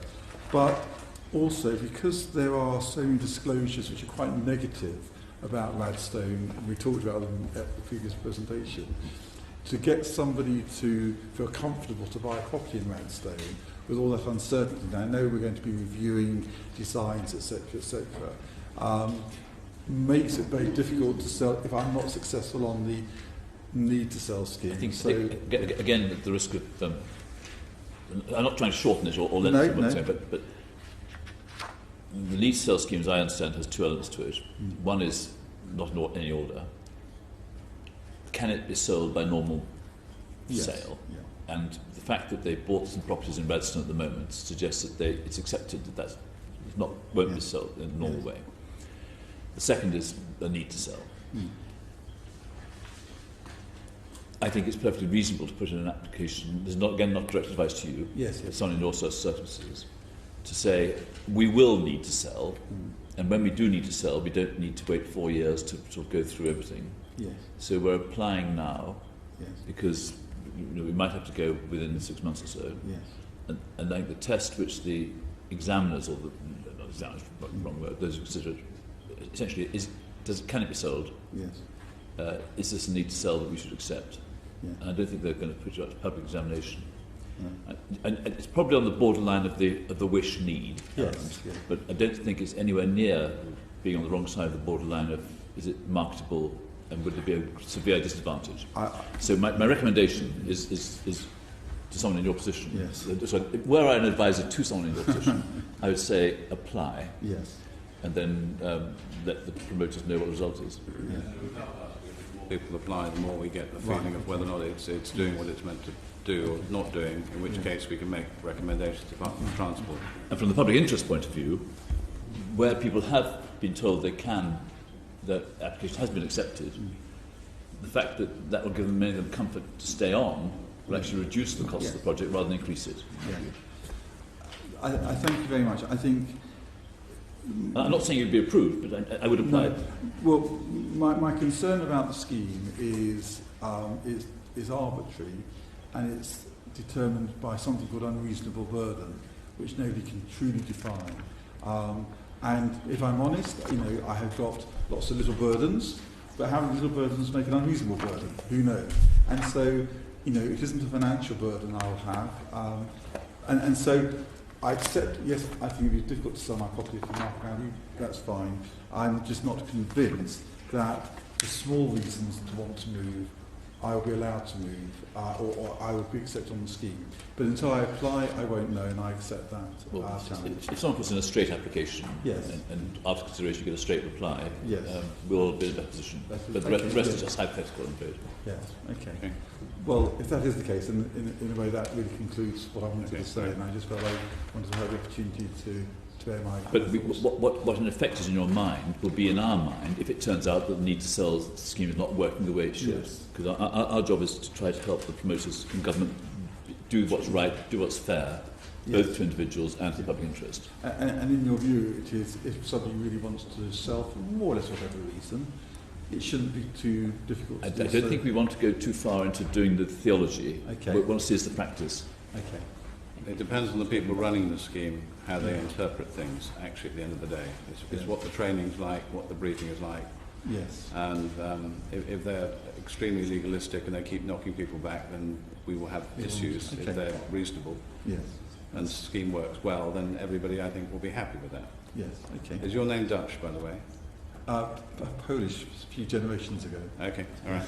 Okay. Okay. Well, thank All right, you very much. thank you. It's been nice to see you. And thank nice to see you again. And it's my last presentation with that. Thank you. Oh, well, a relief. Okay, Mr. and Mrs. Herring, who's 622.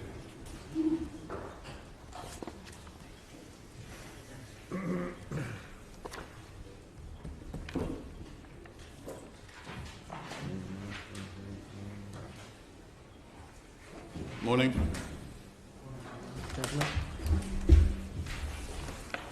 Can I have slides 1 and 2?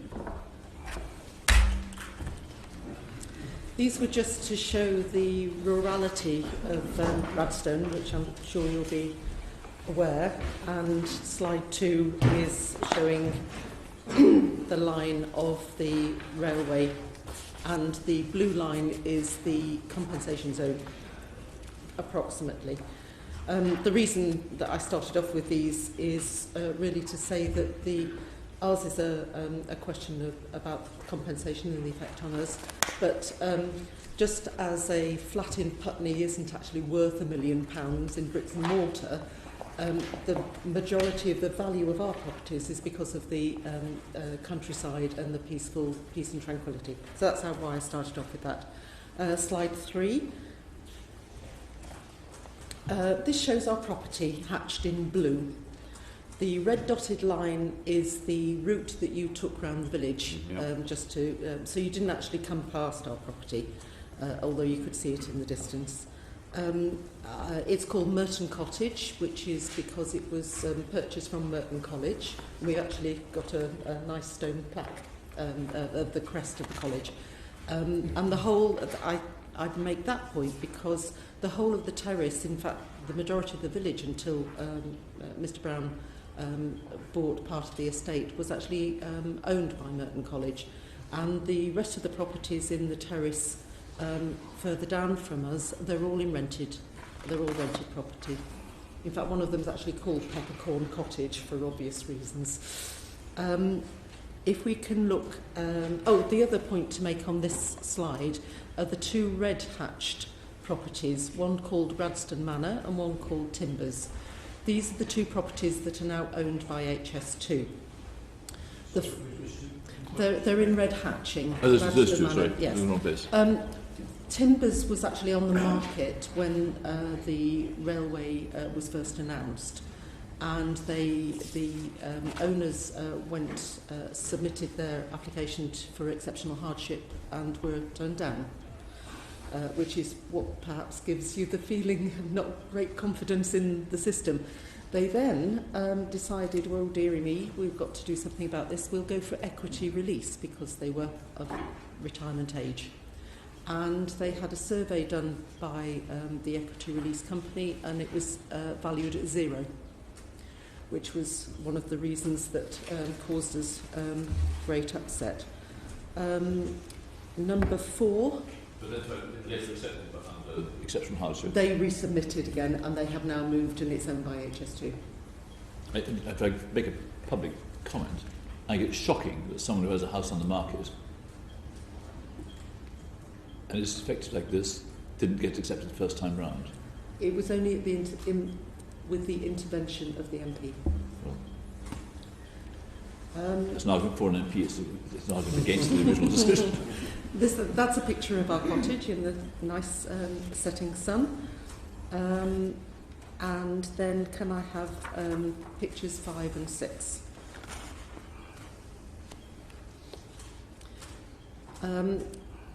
We bought our house, and we also bought the adjoining old school, and this is what's hatched in blue on this slide. So it's next door to Merton Cottage. And if we can just pull up number 6, that shows you a picture of what we bought. So that's actually next door.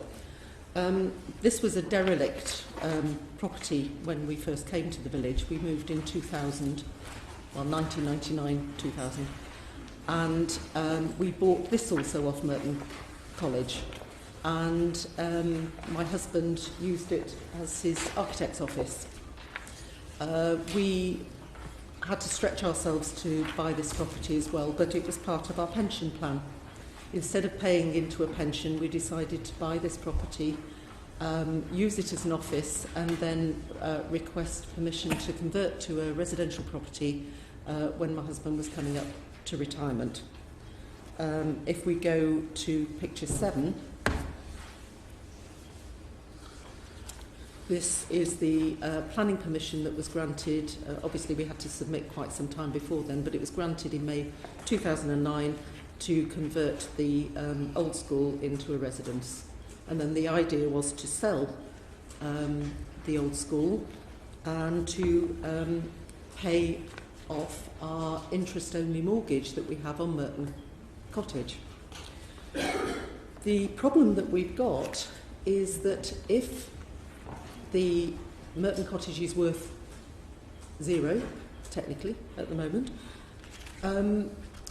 and we've got an interest-only mortgage, when my husband turned 65, yes, they can come and repossess our house. We're then homeless, but we'll still owe the mortgage. So we could be made bankrupt and homeless and have my husband's office, which is now in the garden, and therefore the means to earn a living, all taken away from us in one fell swoop. A matter of bad timing, you might say. I actually tried to do some searching on the internet. Of interest, if you don't mind, do you want to tell us who the lender is so we can expose it to public scorn if they put you on the street? Absolutely not, and I think I felt very nervous in taking a risk, because everything's available on the internet now, of making it public. Okay, well, let's not make public. I'll make a general remark. Were you to be living in a caravan shortly, we would be very interested to discover. Yes. So I wanted to, I did some searching on the internet about what efforts HS2 had made to allay our fears with the Council of Mortgage Lenders, and I did come across their response of the Council of Mortgage Lenders to the latest compensation consultation. They made the point that their members currently hold 95% of the assets of the UK mortgage market. They say we remain of the view that it is important to provide options that allow the market to continue to function and to protect borrowers and lenders if properties are subject to possession. In the case of possession, it is particularly important that the property is able to be sold at an unblighted value so that the borrower is not subject to a shortfall purely as a result of full market price not being able to be obtained. They also make the point, we urge the government to reconsider the scope of discretionary compensation measures to properties in the private rented sector. So we know that we can apply under the need to sell scheme, but again, as the previous applicant had said, there's no surety. It's an unelected body, and I don't believe I've come across anything in the scheme that says there's a right of appeal. And one thing that did occur to me, which is something, a suggestion your committee won't like, is that in fact your members, since you're so well versed now in the issues of HS2, should offer themselves up as an appeal body, and then you would see very quickly whether it is working as you intend it to or not, because you'd be either inundated with appeals, or if it's working as you believe it should be, you would only hear one or two. To cut across you, Mrs. Herring, because Okay. I mean, you wouldn't be the first person to make very similar points regarding people in similar circumstances in other parts of the line that we've already dealt with. And what I would say is, I think what you need to do, as with the previous petitioner, is apply to the scheme, and then if you're dissatisfied with that, you could then come back here. You're right, there is no right of appeal, but we need to know if the scheme isn't working. And therefore, we've got to look at that. But I mean, I would say to you that there is a possibility, though, of you coming back here to let us know that the scheme hasn't applied to work for you. Obviously, I heard what you said to the previous applicant and petitioner, and what I wanted to ask was, how long do you expect to be in operation? Because obviously we've got to get everything in order. It's got to be on the market for 3 months. I don't know how long the paperwork takes to be considered. So how long do we have? Well, I regret that I've been told that I could be doing this until the middle of 2017. So Plenty of time then. Okay. That's early. That is if I am maintained by my electorate in Gateshead, of course. You definitely have some supporters in South Northants, I can tell you. We're likely to be going for at least another year. Okay. The subject electors and whether or not a new government changes its mind or not. The situation, though, is essentially this, is that we will be reviewing how the need to sell scheme is working. And we have seen quite a few people coming through to the committee, and we'll be able to refresh ourselves about what they said to the committee. And if the scheme isn't working as well as we hope it will be working, then we will be making representations to the Department of Transport about changing, improving, amending, tweaking the scheme. And I suspect it might need at some point to be tweaked if it isn't doing, for the reasons that you say. So, I think it's a shame that they didn't actually get this sorted out earlier, because you'd have been here. You'd had been here for half the time, I'm sure. I think that's one of the reasons why, although we certainly cannot be certain how the scheme's going to work out, because we do feel that as a result of petitioners in this committee, that the HS2 promoters are aware that they have to do this right. So no guarantee, of course, but I think that response has been to think we have to do this right. We can't not do it right, which I think gives us some confidence. Can I take a simple step first, which is to say to the promoters and the government, I think that this village, hamlet, Yes. we call it the Hamlet. village, hamlet, Or village, is yeah. equivalent of Burton Green, where it would be ludicrous to require each potential seller to go to agents to say, will you please put this on the market for 3 months to back up our need to sell. It seems to me that when the promoters have experience of having bought homes because they are homes very close by and impossible to sell, to go through what almost is a charade of requiring people to do it again and again and again for the same area would be a charade. So I think that it would be useful to hear that those running the need to sell scheme can get some areas which are blue-lined, saying that as Radstone clearly should be, Burton Green clearly should be, and maybe a few others, not many. Then people can put in an application under need to sell, which again, it would be surprising if an application from people in your circumstances weren't accepted. That then leaves the remaining problem of your additional premises, where, yes. and it's fairly obvious, you own something else. If you sold out and moved out, or if you didn't, if you did, you have to leave the thing behind. And it'd be interesting to hear from promoters whether if they're buying somebody's property, whether they buy the one that's contiguous. Do you want me to carry on with the presentation? Or do you Well, want if that's the point you're going to get now? to, then Well, there are some illustrations of it. I think then they're known to the promoters, Okay. and the issue is not changed by the pretty pictures.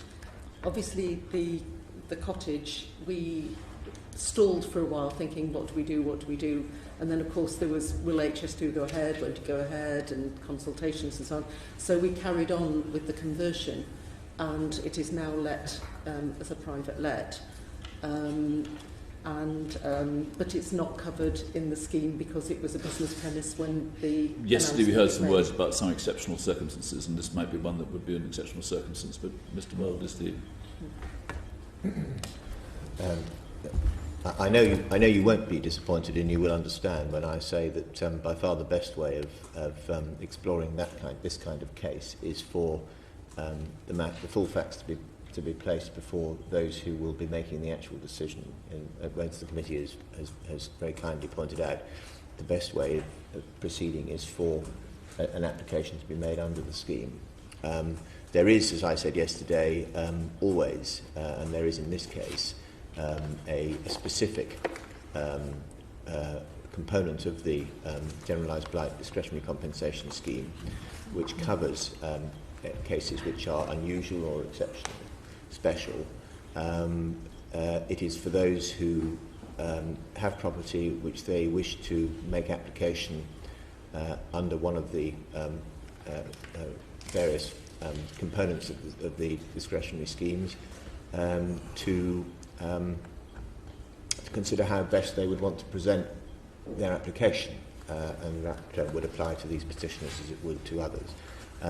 I think if I were to offer my own view, it would be necessarily speculative, and it would be based on a partial understanding of the facts, and therefore it would be, I think, probably unhelpful, not only to the committee but also to the petitioners.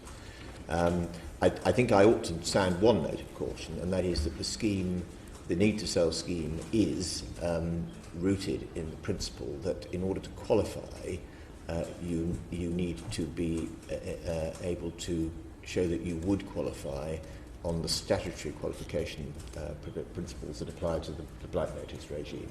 Now, that's the conventional position, and of course there will, in any scheme of this kind, as I've said, there will always be exceptional cases which are thought to be meritorious. But I don't think I can go any further than that. That's the ordinary position. Then there is the opportunity to seek to make out an exception. In terms of the question of establishing that the market here is not working as it should, and that properties are not are unable to be sold other than at a greatly reduced value. The fact, again, the scheme, as I think we've discussed in previous occasions, the scheme does acknowledge that it would be futile, frankly, in some cases, to require people to go through the burden of putting a property on the market for 3 months, when the evidence points overwhelmingly to the fact that properties simply aren't selling other than at very significantly reduced values as a result of the blighting effect of the railway. What we've heard today suggests that Radstone may well be such an area.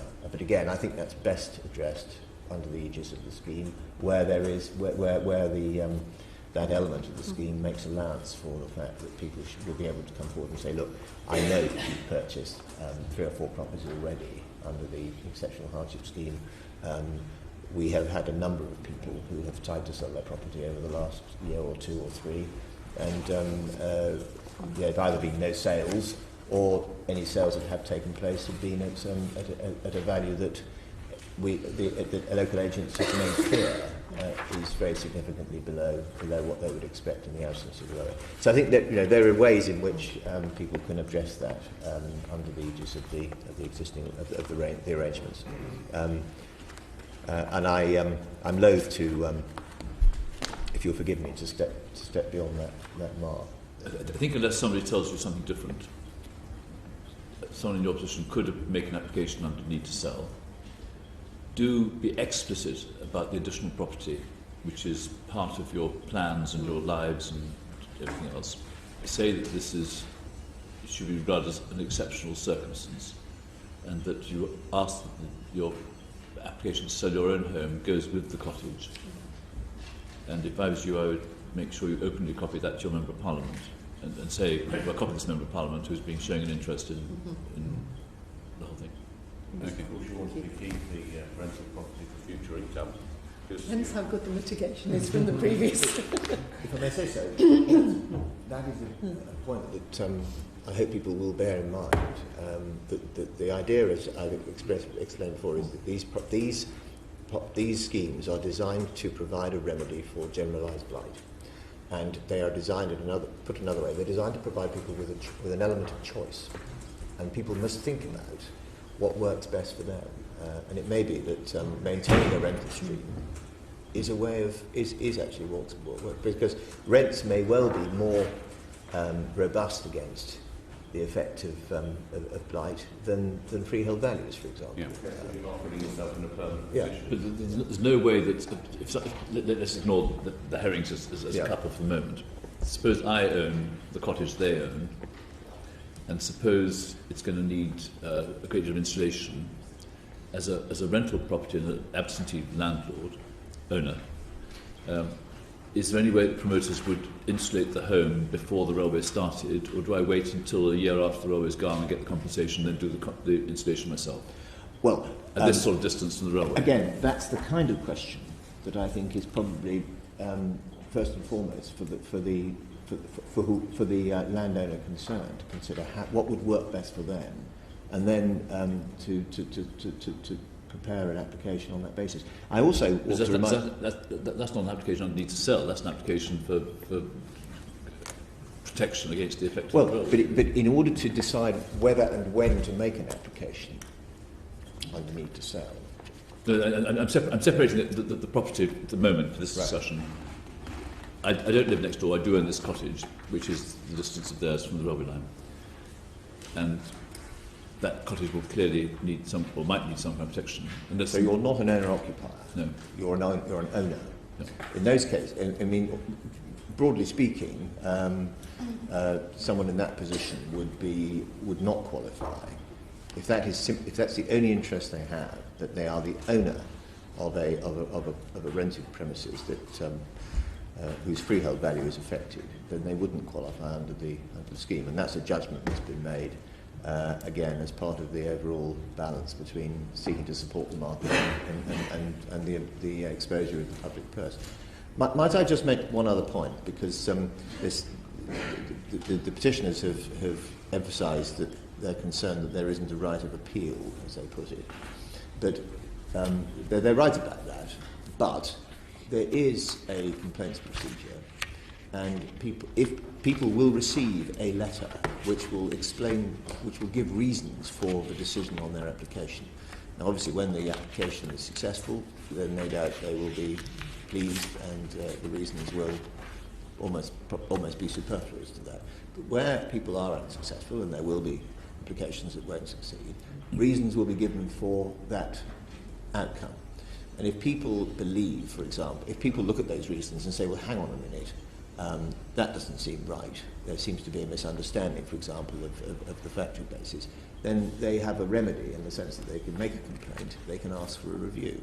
And if on consideration of a complaint, the promoter sees that something was misunderstood, then obviously the promoter, if they're well advised, will take steps to put that right. And if that leads to a reconsideration of the application, then that is what will happen. I simply make those points because I want people to, and I wouldn't want people to think that, as it were, you get your decision and then we wash our hands of it. There is a remedy, not an appeal, but there's a remedy along the lines that I've just mentioned. Just switching subject completely. We had an earlier discussion about using reasonable endeavours and best endeavours, and we half understand the difference. In the exceptional hardship scheme and the need to sell scheme, in the exceptional hardship, there's an urgent need, which is a time critical one, and for the need to sell, the word is compelling,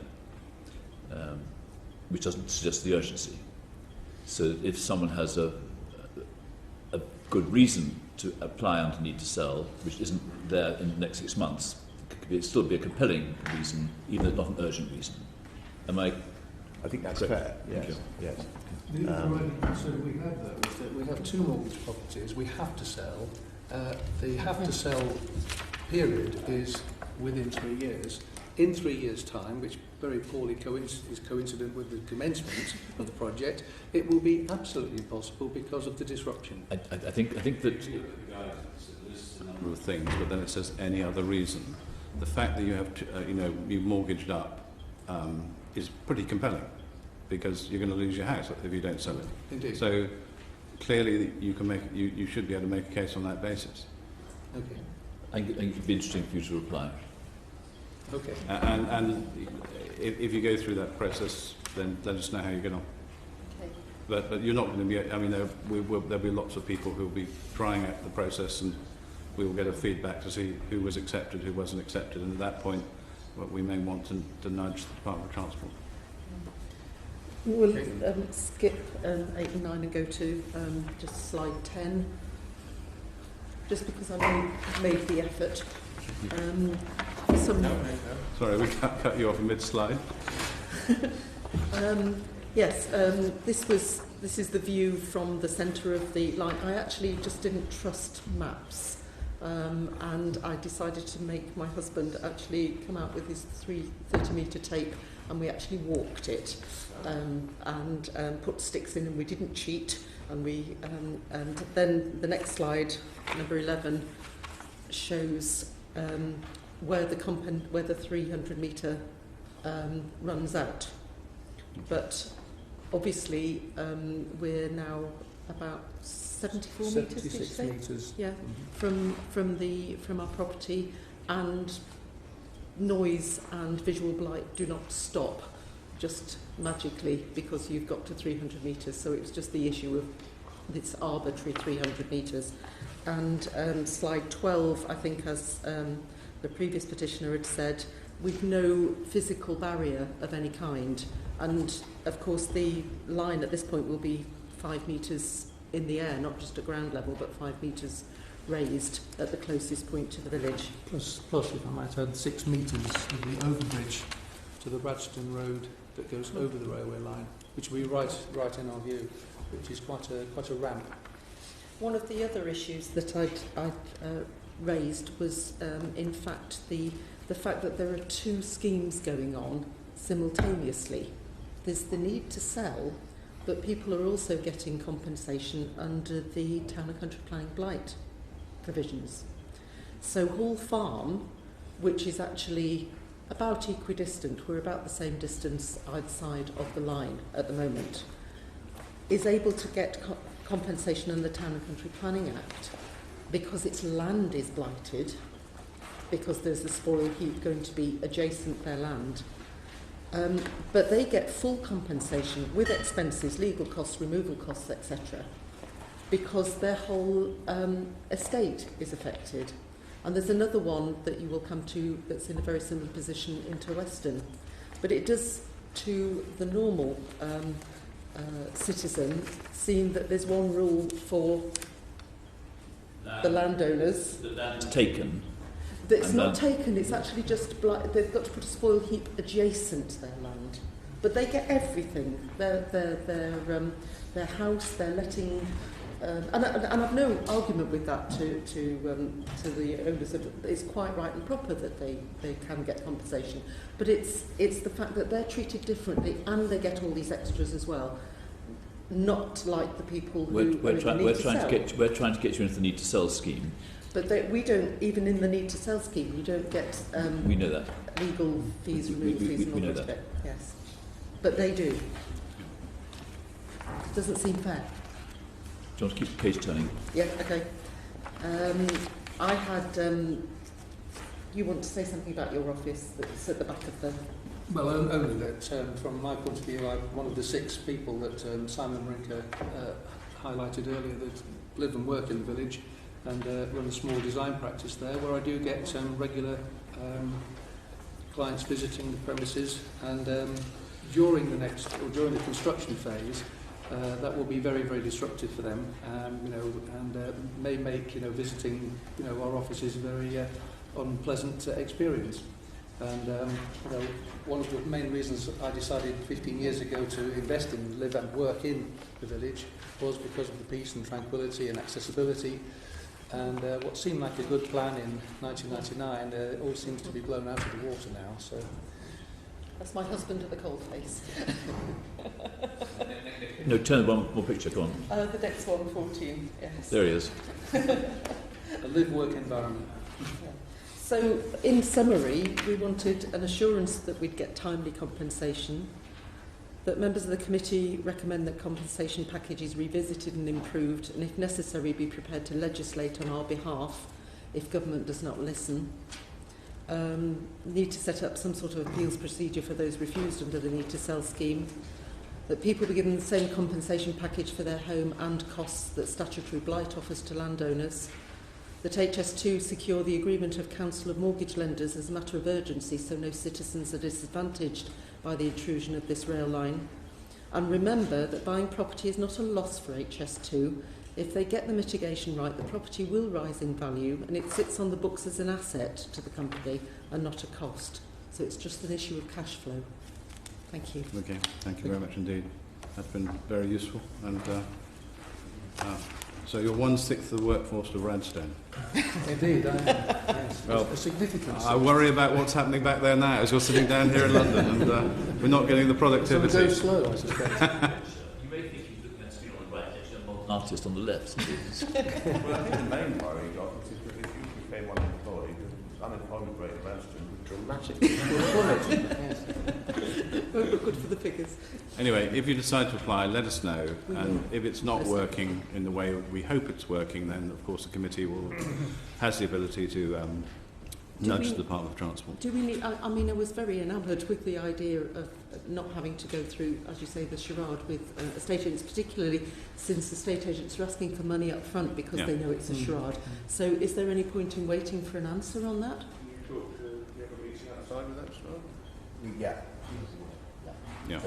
We'll point you in the direction of the guidance documents on this, and also there's a helpline which you can speak to, and they'll be able to give you the help on how in practice to deal with this. But if, as Peter says, the scheme is not. It may have. People may complain about its shortcomings in many ways, but one thing we have sought to do is to be realistic about cases where the evidence, there is already a body of evidence that shows that the market simply isn't able to sustain prices because of the blighting effect of the railway. And if Radstone, there's some evidence today suggested if Radstone is such a place, then the scheme is designed to avoid fruitless and unnecessary, and sometimes costly marketing of properties, where we know what the outcome will be. If you could get a couple of local estate agents to say that they want an upfront fee and put that in writing, and plus use the fact that a couple of properties next to you have also been taken by HS, by the government, then I think that should be good enough to. Thank you very much. Okay, thank you very much. Nice to see both of you. We now come to Robert and Sally Drummond-Hay.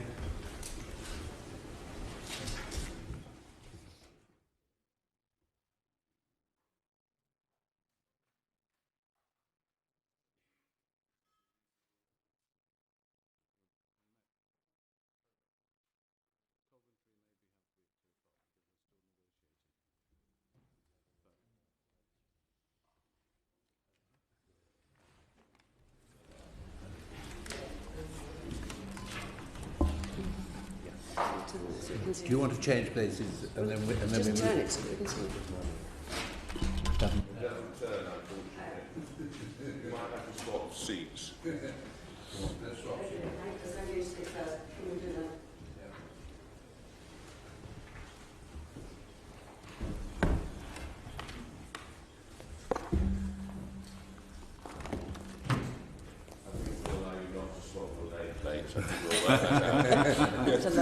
Thank you for that.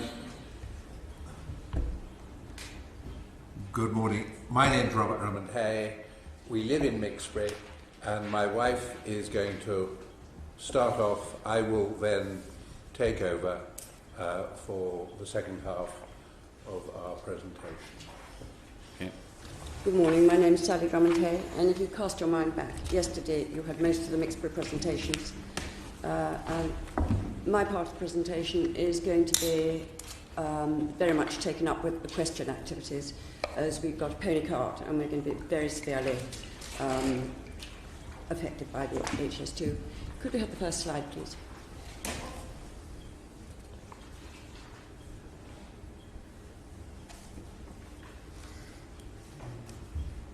The next slide, please.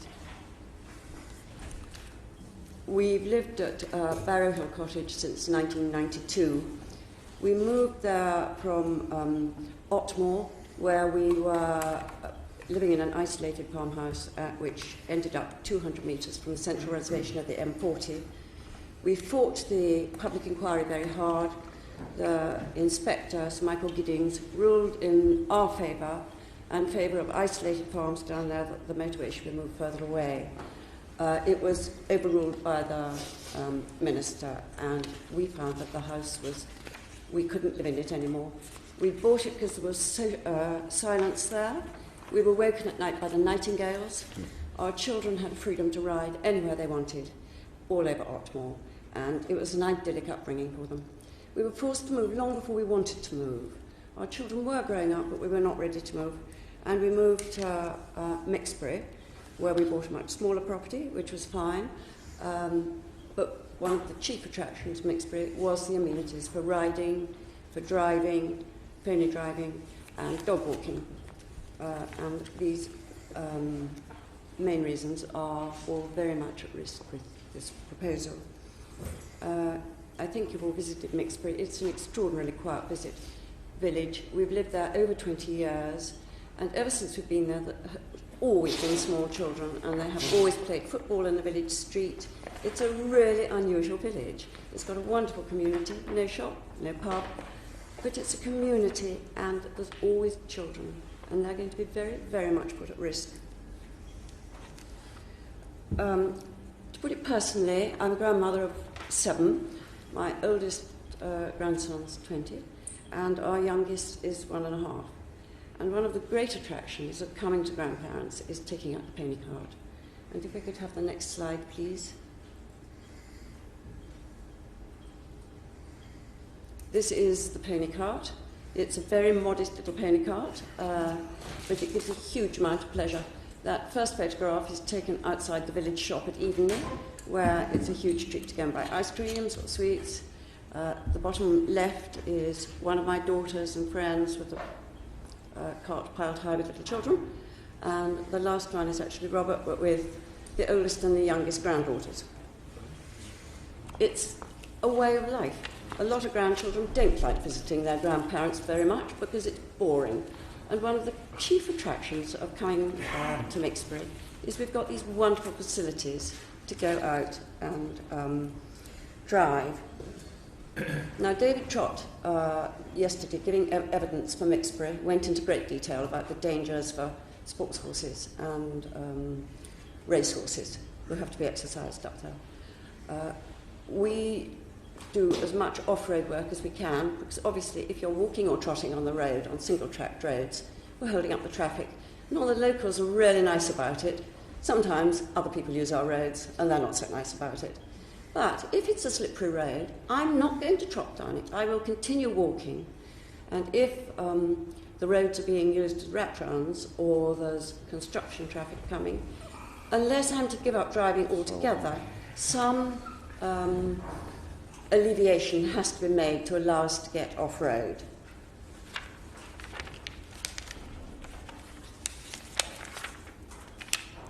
Our youngest daughter lives in South Africa on a farm, and I don't know how au fait you are with the situation of white farmers in South Africa, but if you look on Google, since 1994, between 1,200 and 4,000 white farmers have been murdered in South Africa.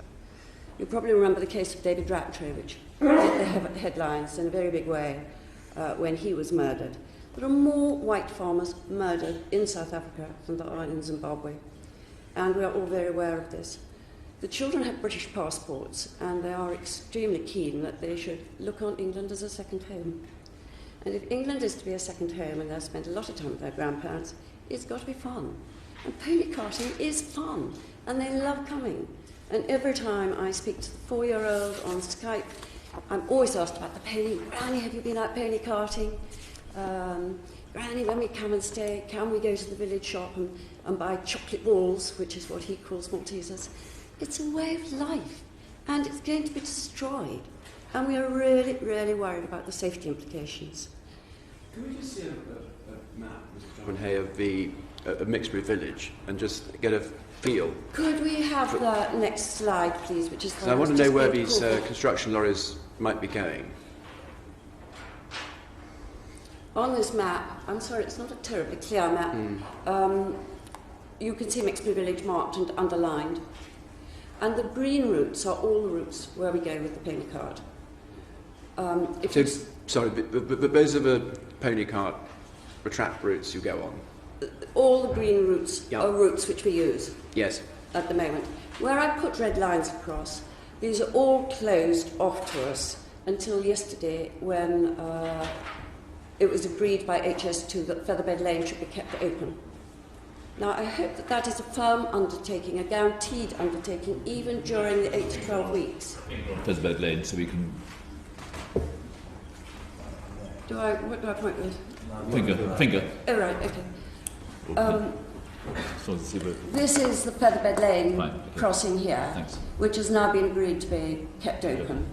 I'm not sure if this was an agreement for after the first 8 to 12 weeks, when they're building what we call the satellite station at Tibbetts Farm. What do they call it?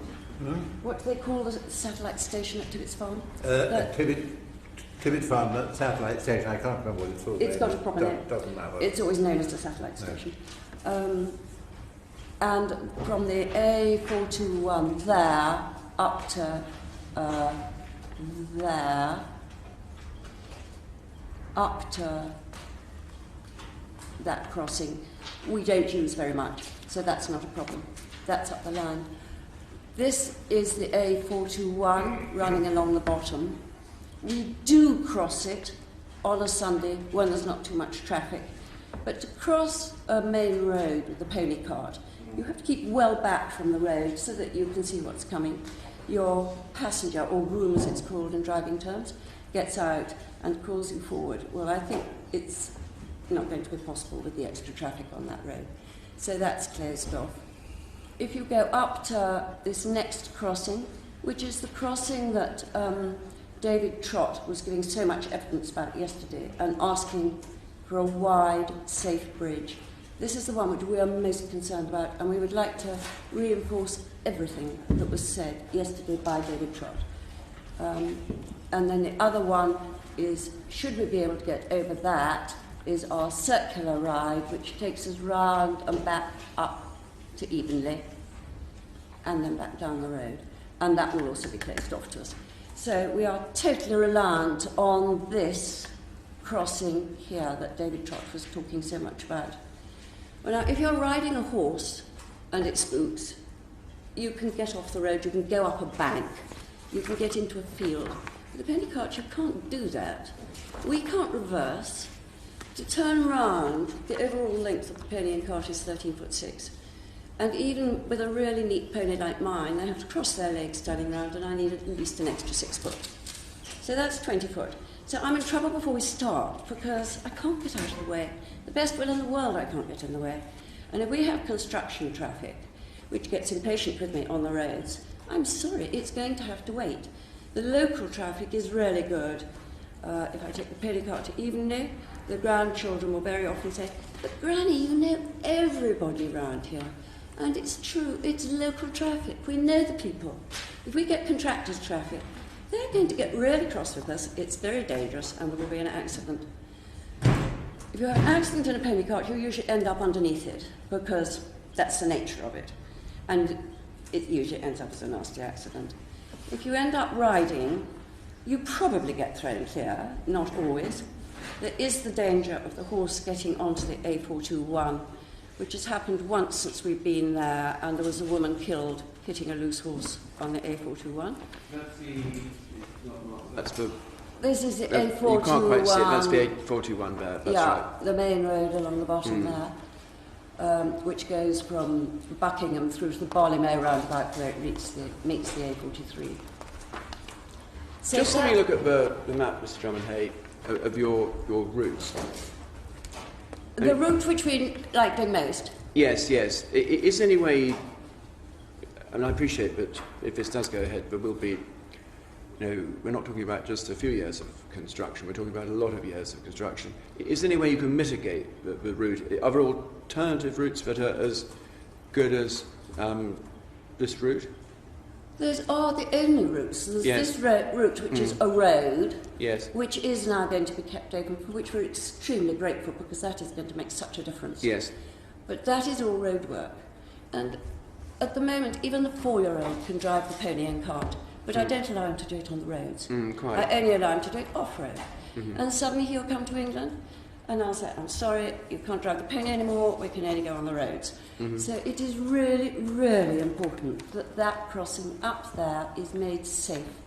And that is the same crossing that they were talking about yesterday, where everybody exercises their horses. We were talking about the parapet, weren't we? I think. Was that the one where we were talking about a wider bridge and a 2.8 metre parapet. Yeah.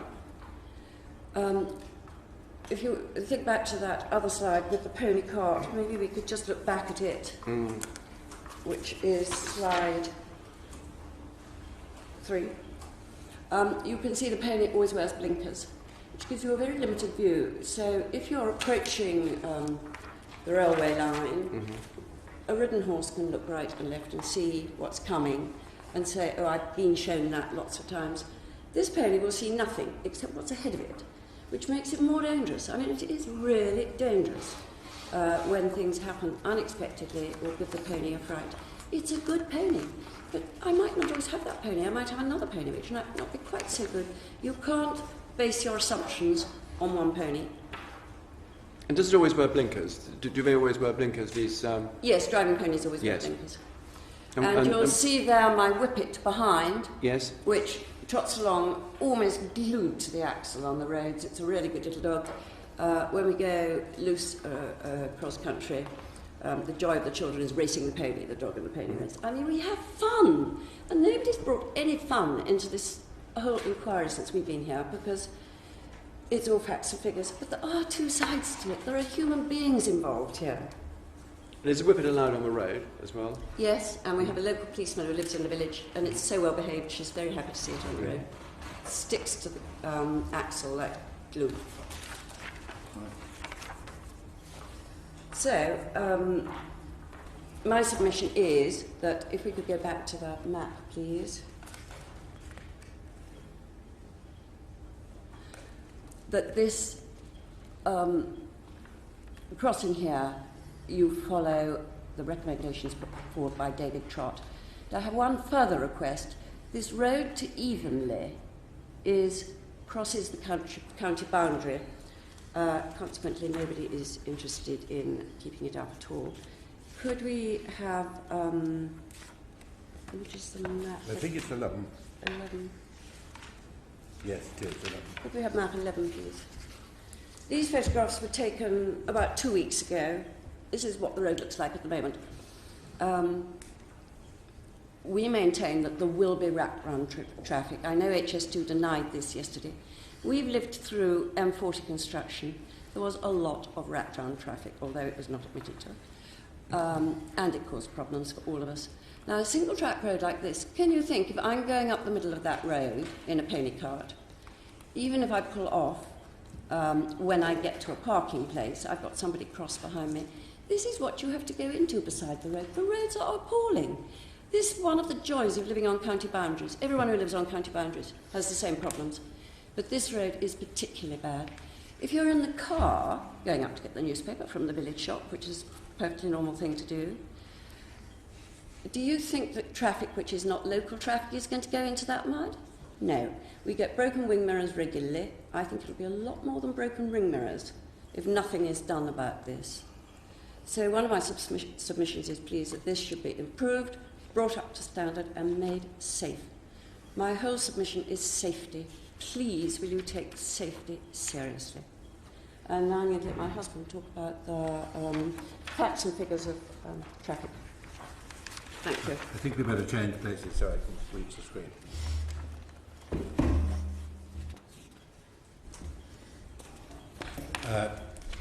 Can I have slide 5, please?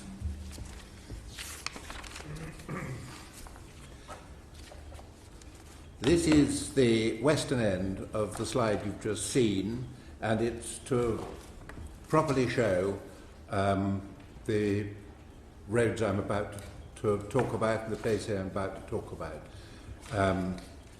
Mixbury is here. We live at the south end of the village. There is a road from here to the A421. Now, the A421 is a very busy road. Milton Keynes to Buckingham to the A43, which then connects it to the M40 at the Barleymow roundabout. The A43, which comes up from the M40, bringing traffic from Southampton and London via Oxford, and goes on to Northampton and the M1. Again, carries a lot of traffic. It was dual carriageway a few years ago, which has made a huge difference, but even now, getting out onto these two roundabouts, which is where we have to go, either through Evenley or the Barleymow roundabout there, it can be quite a long wait. A lot of heavy traffic. Ignore the very heavy traffic during the Silverstone Grand Prix. They've got that reasonably well organised, but it does make a huge difference. But I won't mention that again. It is only one weekend a year. Featherbed Lane, which is down here, Featherbed Lane, Fulwell Lane, Church Lane into Mixbury, and where we live. Can I have the next slide, please?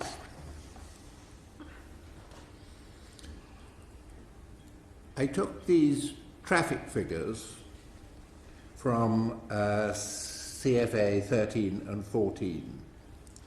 I'm very glad to hear that Featherbed Lane is going to be kept open. I hope it really will be kept open. I have been told to be very suspicious of the word assurance as opposed to undertaking. To us, it makes a huge difference. We use Church Lane out of Mixbury and then down Featherbed Lane, Fulwell Lane towards Fulwell by car and with the pony cart. It is an essential route as far as we are concerned.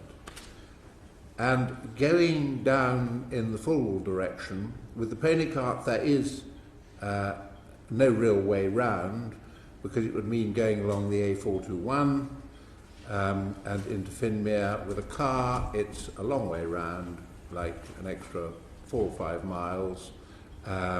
You heard Mr. Kerford-Byrne yesterday talking about the problems of extra traffic through Finmere. I'm not going to reiterate what he said. Can I have the next slide, please?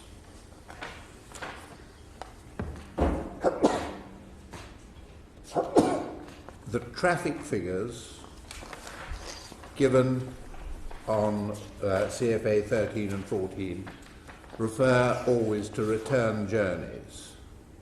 I've expanded these to actual journeys.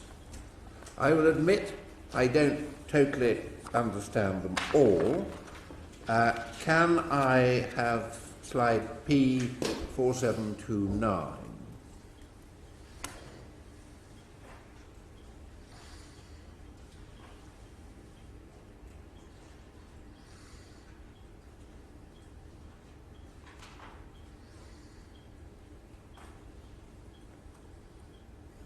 I'm hoping the right-hand side is going to come up with the figures that I want. Ah, yes, we're getting there. What I would like is on the right-hand side are these figures. Can you, the A4, the Featherbed Lane figures, can you enlarge them?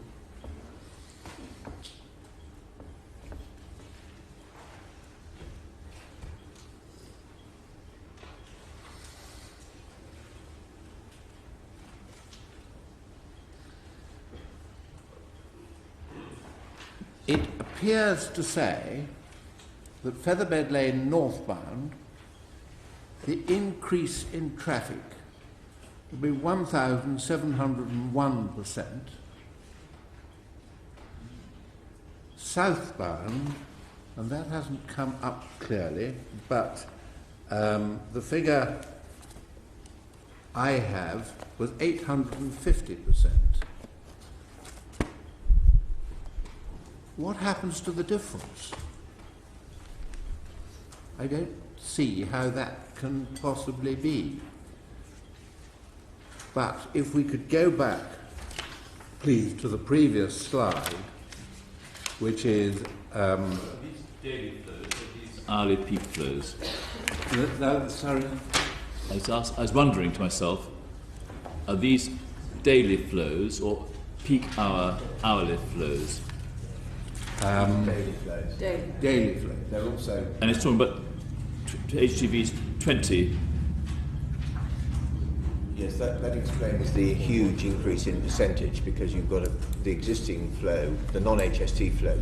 The non-HS2 flow is 1 on RME. So it's 20 HGVs in a day. Yeah.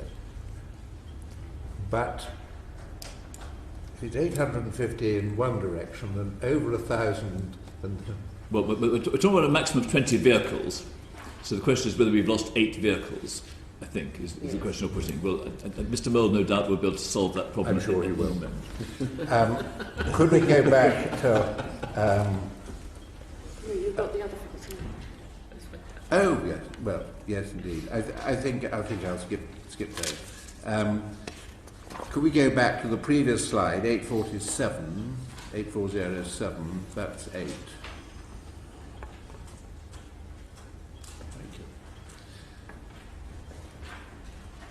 Now, this shows the extra. This shows the traffic which HS2 is going to generate on the 421. It's a busy road at the present moment. Past the turning into Mixbury, and indeed past the end of Featherbed Lane, it's fairly straight. People go fast. It is. Yesterday, Mr. Kerford-Burns was told that the extra traffic would be no problem. I would dispute that. I suspect it's a figure that comes purely from statistics. I'm not talking at this moment about any noise, because that obviously rises, but the phrase used yesterday was all traffic will be within the capacity of the road. At the end of the Mixbury Lane, there are accidents. My elder daughter had one there about 15 years ago. But there are others because of the speed of traffic. Coming from the east, the Buckingham direction, if you wish to turn into Mixbury, you're in the middle of a fairly straight bit of road. There is a white line type traffic island marked. I haven't counted the number of times I have pulled into that with a vehicle behind me, and somebody has tried to overtake both of us coming past at great speed. At the bottom of the slide, you will see we need either a traffic island or traffic lights. I don't think lights are probably practical. We certainly need double white lines on that road. We also, a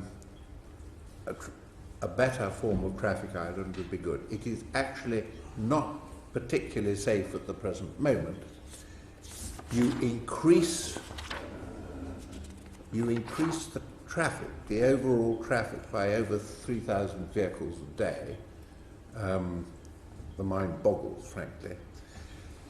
Turning right out of Mixbury to go towards the A43 is also going to become difficult. I don't think any traffic island can probably make that easy unless there is some sort of place in the middle of the road so you can get halfway over and then stop. A refuge. A refuge. Can I have the next slide, please? The A43 carries a lot of traffic. The junctions between Brackley and the M40 are described by HS2 as having a major adverse effect for at least 3 years. 3 years is a long time to be effectively trapped is the wrong word, but take it a lot longer to get anywhere.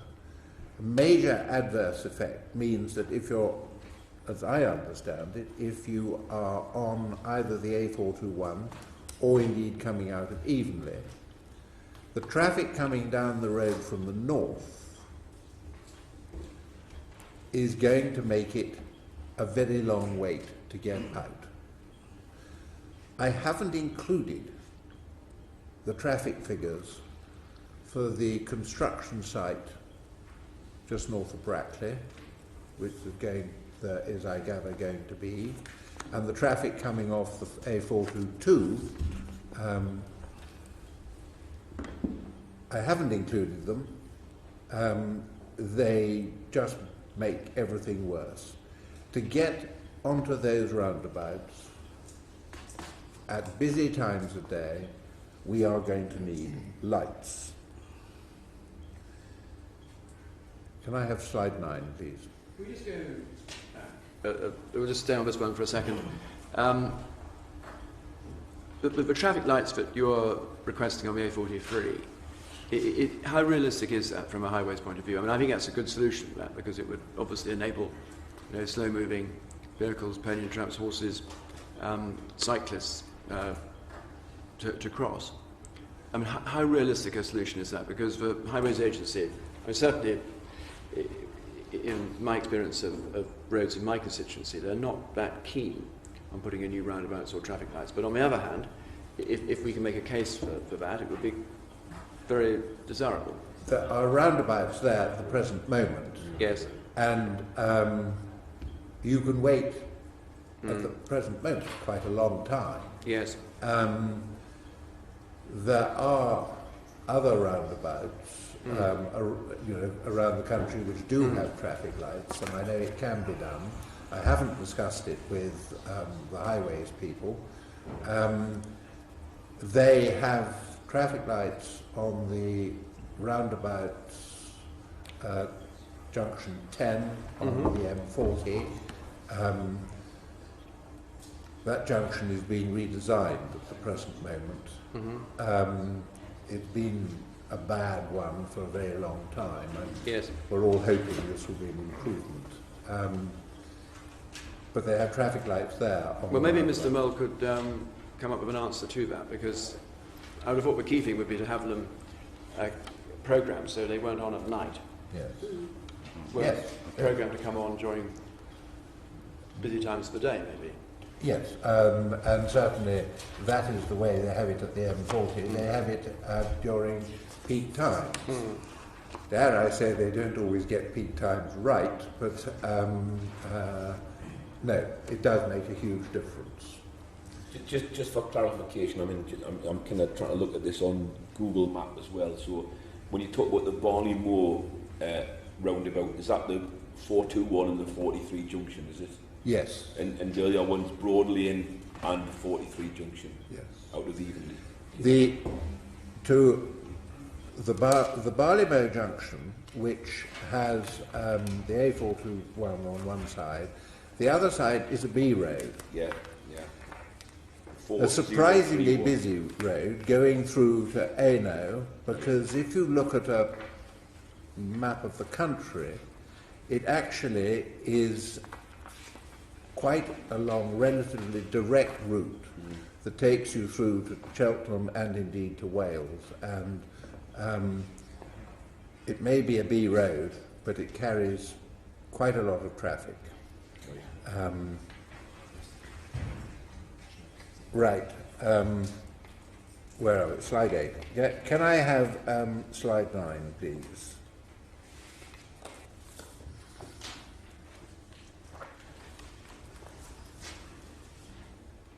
I accept the fact that the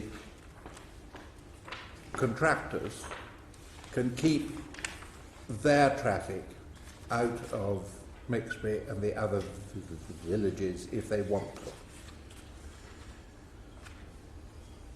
But it is human nature, if you are used to using a road and it suddenly becomes clogged with other traffic, that you look for a way round. This creates a rat run. Now, yesterday, the idea of rat runs was, well, basically, Finmere were told that there wouldn't be any. I can't accept that. It's human nature. It's the way we all, I'm sure, behave. If you come across a place with a lot of traffic, particularly if it's on your normal commuting route, you're going to look for a way round. That will bring some people through Mixbury and the other villages. My wife has already referred to Main Street in Mixbury being overcrowded because the children play their games of football and all sorts of things. Can we have slide 10, please? It's not very wide. Cars park on the pavement. There is nowhere else for a lot of people to park their cars. Somewhat ironically, Mixbury was built at the time, or a lot of it, when they were building railways. There are 2 disused railway lines very close, and a lot of the cottages are in groups of 4. This means people can't get their cars off the road. Can I have slide 11, please? You've already seen this slide. I want to add one thing further to it, which is that the verge, which you can see up here on top left-hand side, along there have been gullies made to take water from the road into the ditch. If you have to pull off the road, there are muddy passing places, but they're not good. If you have to pull off the road there and you get a wheel in one of those gullies, it's best described as a spring breaker. They are quite deep. They're necessary, but they're quite deep. Alternatively, and I'm here talking about cars, not the pony cart, exactly the same applies to the pony cart. If you go off and except there they can also trip the pony up. If you go off into something like the mud that is shown there, you may well have to be pulled or pushed out. The road has a major problem. The problem is that halfway along it switches from Oxfordshire to Northamptonshire. And frankly, neither county council is interested. They occasionally come along and patch a few potholes or something which last until the next serious frost. We have spoken to our county council. It doesn't seem to do much good. Can I have slide 11, please? No, you've got 11. Sorry, 12, next one.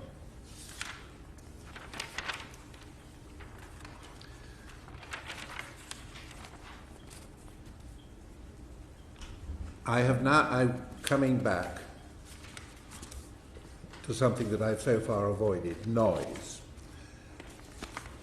I don't believe that the noise from the railway, because of where we live, is going to be too bad. I think the noise that we will get at home and in the garden will principally come not, as it were, down the village street, which is the shortest distance to the railway, but from the other direction, the direction of Mixbury Lodge Farm and Warren Farm, because there it is, the countryside is relatively flat, and I think it's further away, but I don't think that is going to be, I think that's going to be the problem as far as noise is concerned, and also the extra traffic on the A421. I asked about this at a meeting in Brackley and was quite simply told that HS2 didn't have the figures. I pointed out that they're putting a bridge in which would raise the traffic up above the level of the existing hedgerows and that sort of thing, and what would the noise be? They didn't have the figures.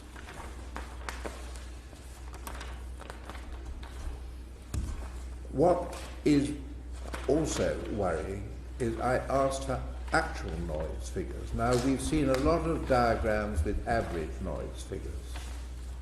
If you're out walking or in the pony cart or on a horse, and can I here please go back to map, the first map, which is slide 4.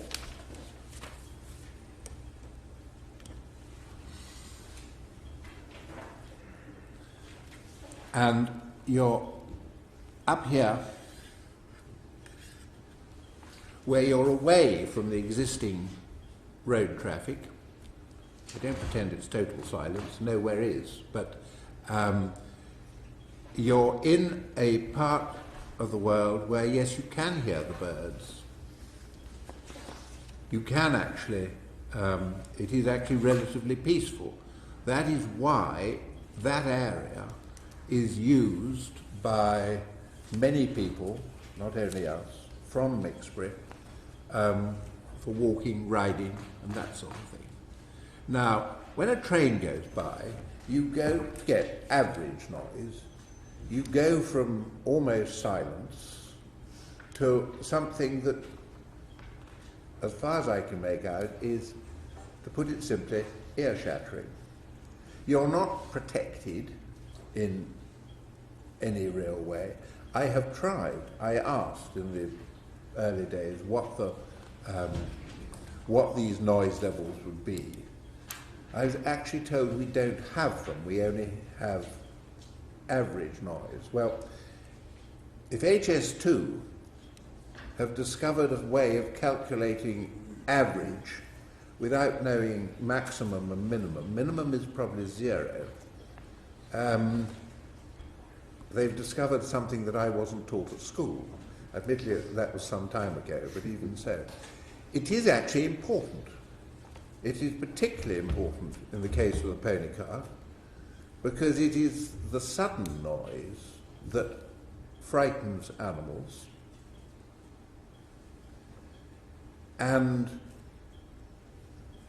yes, one should be able to hear it coming. It's not as if it suddenly popped out of a tunnel. But even so, we are talking about if you're 100 yards from the line, or maybe closer, what are you actually going to hear?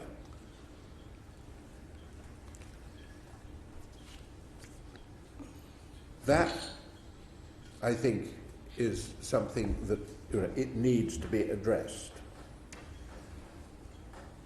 And it is a problem. It's also a problem during the construction period. Now, as my wife said, we were involved in the M40 inquiry. I became very suspicious of any noise figures that we were given at that time.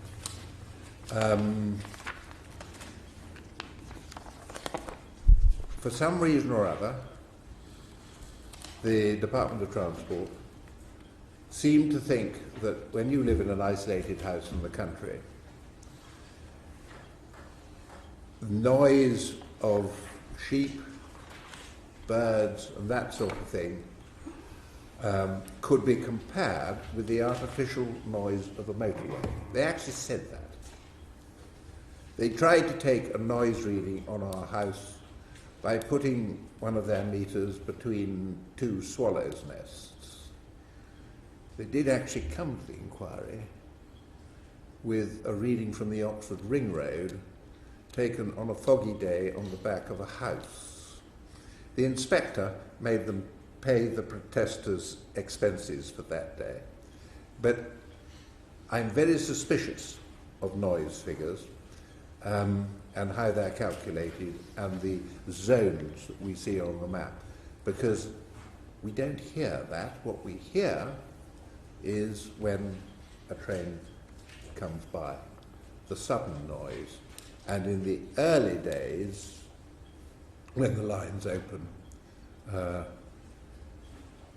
they're not going to be probably quite as frequent as they become later, but even so, that'll make the sudden noise even more even more noticeable. Now, can I please return to slide 13. And this is just to round off. Point 6 on that slide, I'm hoping, is no longer relevant. But the other 5 are all most important.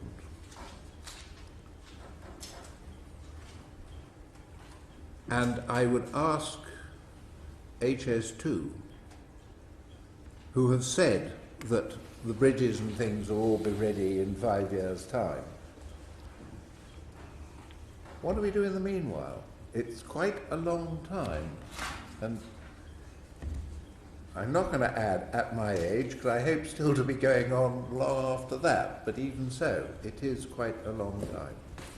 Thank you, sir. Okay, thank you very much to both of you. Mr. Mould. Traffic through Mixbury, we do not propose to route HS2 traffic through the heart of the village. The Featherbed Lane, the revised arrangements were explained, I think, yesterday, but I can say that Featherbed Lane will be kept open to traffic throughout the construction period, save for very brief periods which are likely to be either overnight or at weekends, when we need to tie in the offline diversion, which will be in action during the construction process. We need to tie that in, or perhaps more accurately tie it out, so that we can restore the existing line over the permanent overbridge. Those brief periods of closure to allow the new permanent overbridge to be tied in will be notified in advance to the local community so that people can make arrangements as far as possible to avoid too much inconvenience whilst that is being done.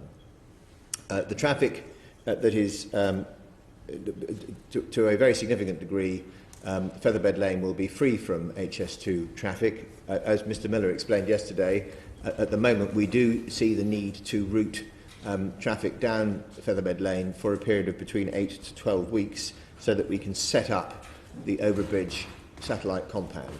But we are going to continue to look at that to see whether we can limit traffic still further by routing such traffic down the whole route. But at the moment we have to allow for the establishment of that compound by using Featherbed Lane.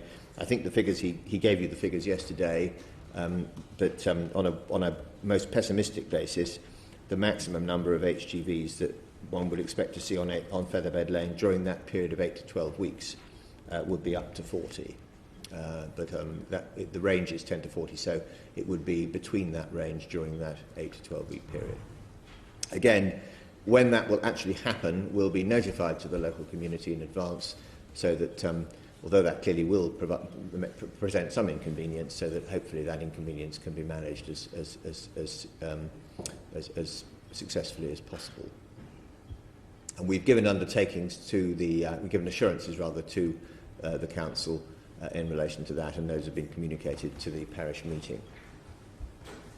I should say they are given in the form of assurances, but as I've explained to committee, they take the form of commitments which will be binding upon the nominated undertaker, and which the government and the Secretary of State will be accountable to Parliament in light of the undertaking I gave as part of the environmental minimum requirements at the outset of this committee's proceedings back in July.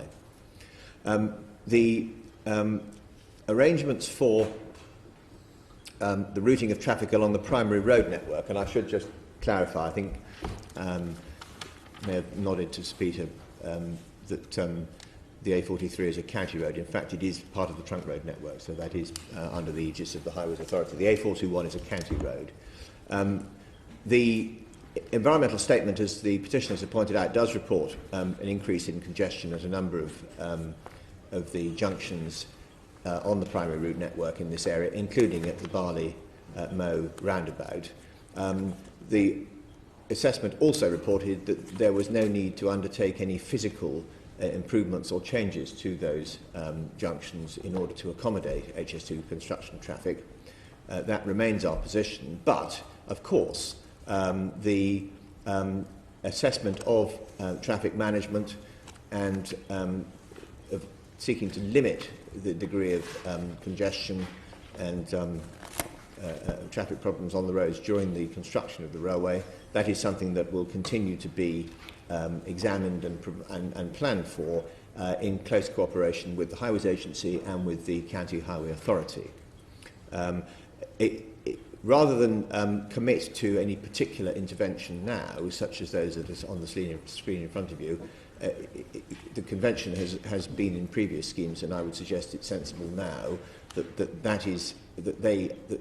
need, if any, for the introduction of temporary traffic lights or white lines or whatever it may be, that is dealt with as part of the traffic management process that I've just described. And there is a local input into that because we have, as you know, committed to the production of local environmental management plans, known by the acronym LEMPS, which will, into which there will be participation at local community level. In this case, I would have thought most naturally through the auspices of the Mixbury Parish meeting from whom you heard yesterday.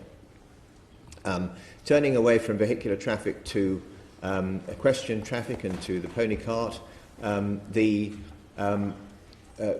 Miller yesterday explained that the project is looking at the detailed design arrangements for Bridleway 3034. That was the bridleway that took one up to the crossing at just midway between the viaduct and Featherbed Lane. hollow barn, I think it was called. I explained that the project would take would look at the circumstances and the evidence of equestrian usage of that bridleway, and in particular of the crossings that would be put in place to take equestrians and equestrian traffic across the railway line at that point, and that the guidelines given in the British Horse Society guidance document that we looked at yesterday would be applied sensibly in relation to that exercise, both as to the height of parapet barriers, but also as to the width of the overbridge. That's the permanent position. I don't going to repeat further what was said yesterday unless it would help. In terms of the temporary position, the position is that the project has sought to make arrangements for temporary crossings so that the bridleway network will remain open to users during the construction phase. Although, of course, I accept that construction will have a degree of inconvenience and impact upon people who ride horses or drive carts around the area. That is inevitable, but it's something which, again, is subject to ongoing management under the Code of Construction Practice. And on 6, Featherbed Lane, as I've said, to be kept open, and perhaps just also worth making the point that this is not that the use of Featherbed Lane to the limited degree that I've mentioned, that is, we do not expect there to be any Saturday afternoon or Sunday working. Hours of operation are ultimately subject to regulation by the local authority under the Section 61 consent procedure, but we do not expect to be engaging in Saturday afternoon or Sunday working there. And on that basis, there will be, at least during those hours of the weekend, it will be possible, even during the 8 to 12-week period, we expect it will be possible for people to use that road on horseback or in pony carts without any HS2 traffic being encountered. So the question of noise was raised. I don't have the noise slides on the system from yesterday, but we did show you the noise picture with regard to Mixbury, and Mr. Miller touched on, as I've just mentioned, the fact that we look to at least to meet the British Horse Society standards in relation to overbridges and bridleway widths, which is in part, those standards of course are in part based on visual effects on and noise being startled by what they see, but also in relation to not horses being startled by what they hear. Okay. Brief final comment, Mr. Drummond-Hay? Yes, one thing. Could we go back to map 844?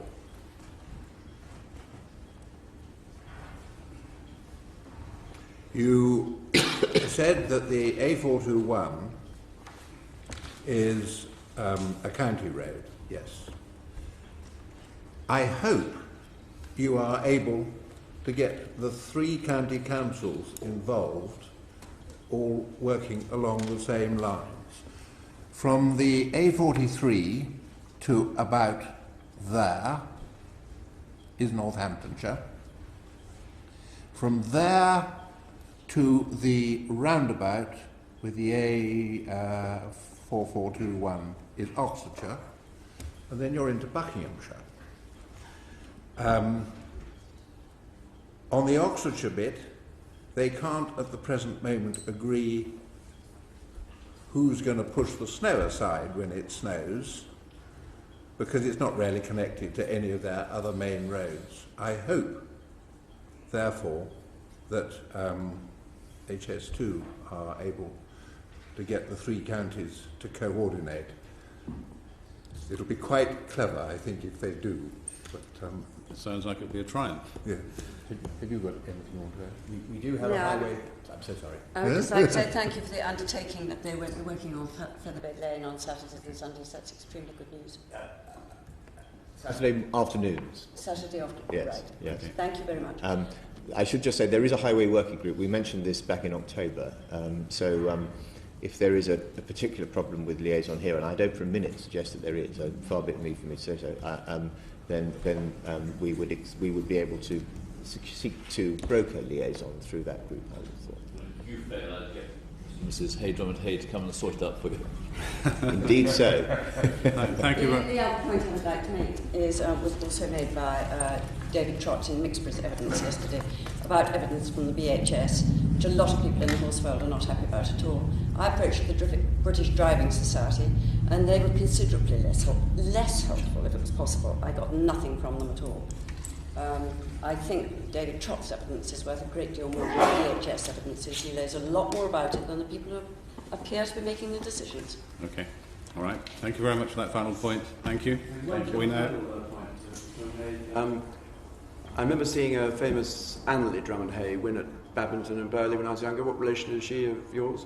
Almost no relation, I'm afraid. I think we do have a common ancestor, but it's a long way back.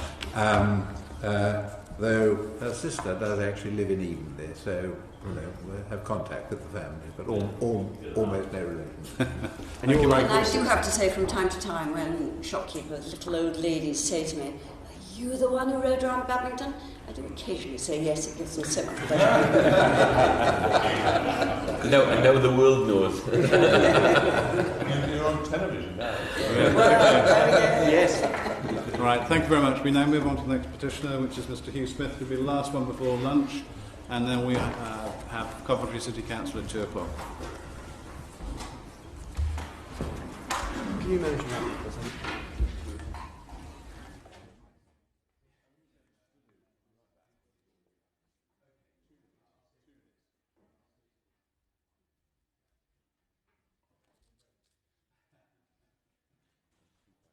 Last but not least for this morning.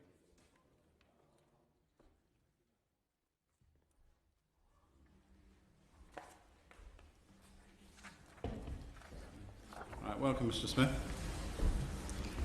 Would you like to kick off? Thank you. Yes, thanks. Can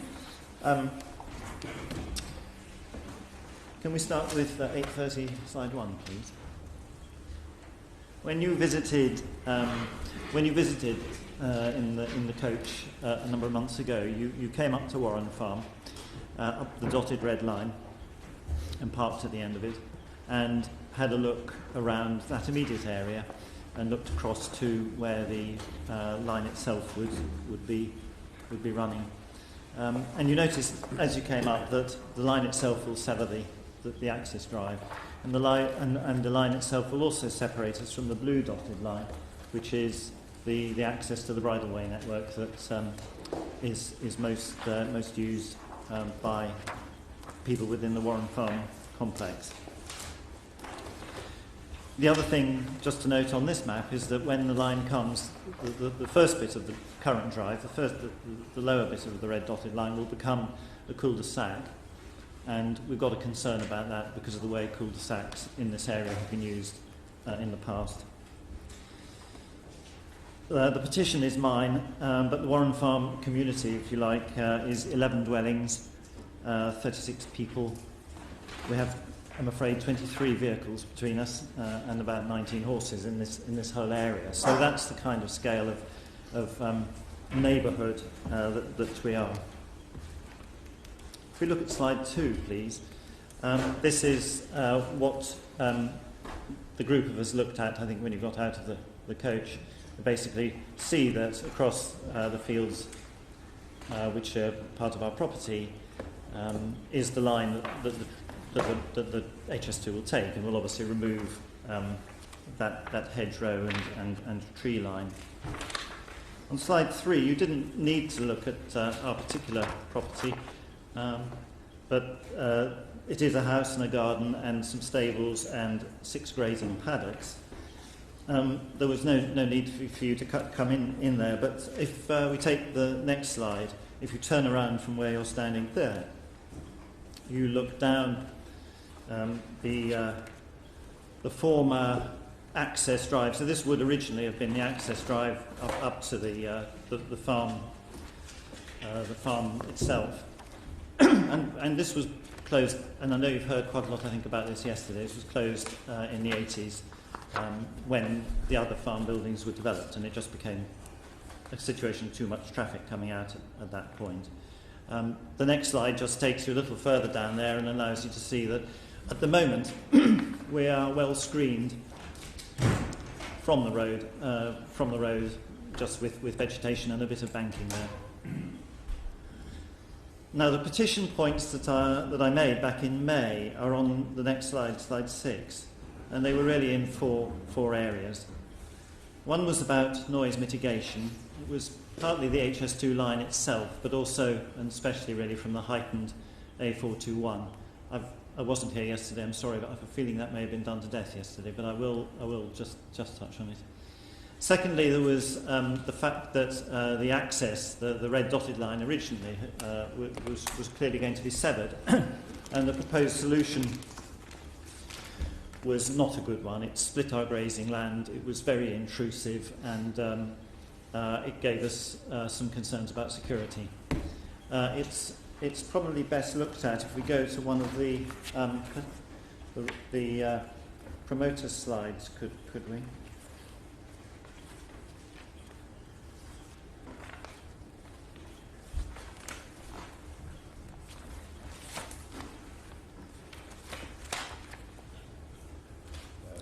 Go to, what were you suggesting? 4734? Yeah, that was what we did. Yes, that shows the current arrangement. Can we go to 4731? This isn't exactly it, but the yellow strip is the original proposal for how the severed access would be remedied, and of course it comes straight past the pink buildings, which are the stable block, and posed a lot of really significant security issues, and it also just simply split the grazing area itself in a incredibly inconvenient way. Now, happily, that's been addressed, but if we go back to 830, slide 6, we are left with something that effectively reinstates the old traffic exit and creates the cul-de-sac. But a more concern at the moment, actually, is it restores our connection to the bridleway network using a route that goes right the way along the sort of new improved A421. Let me just come back to that in a minute. The construction activities, the closure of Featherbed Lane has been addressed, but I had to laugh the other day when I saw the solution is to create a haul road right the way down the field that we were just looking at in that picture earlier. But clearly, if that's going to be the solution, so be it. We remain a bit concerned about mitigation of disturbance from the compound, which would be just the other side of the railway line itself. Compensation was my fourth point, that it really didn't address the areas that were affected outside the safeguarded area. Some of these have been addressed by HS2, some of these points, and some remain. And of course the blight notice has been accepted. So the issue of the remaining really 2 points governs whether and when that notice is served. And that's why I wanted to press on with the petition. If we look at slide 7, please, I think I eliminate effectively the points that have been addressed. The revised route, the green points, addresses the split in the grazing land, the closure of Featherbed Lane. We were told in the response that the mitigation of disturbance from the compound would be governed by some fairly strict approvals, and the blight notice has been accepted. So slide 8 really looks at the noise mitigation point.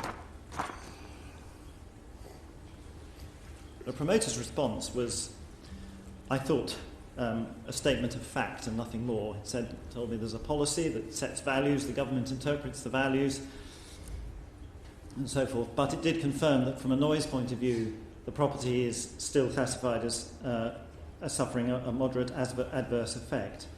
And there's no evidence so far yet that roadside noise has been properly addressed or mitigated. And I'm not even sure from the documents that the promoters provided about noise that road-generated sound appears to be featured. The documents say rail noise only, but we can look at the detail on that. The issue is that the plan removes all of the current screening and raises the road level by I think it's 3 or 4 metres. What that does is it takes the road now above what's currently screening us, which is the former B4021, more like a humpback bridge it was in the previous time. It brings it closer to it and then introduces this ramp up from a very long way back. So our petition does remain that we're requesting that there's some screening provided from the road, some noise fence screening preferably, and or the road surface is lowered. I think Mr. Kerford-Burns may have talked about that yesterday, and I don't know what the engineering issues around there are, and that there are other ways of reducing sound. I was listening earlier to the point about noise fence screening may helping with noise but not helping visually, and I'm looking at the plans which show that the current strip of trees which we have between us and the road will be affected, be partly taken away, but I think enough of it will remain to effectively soften any noise fence barrier that is there.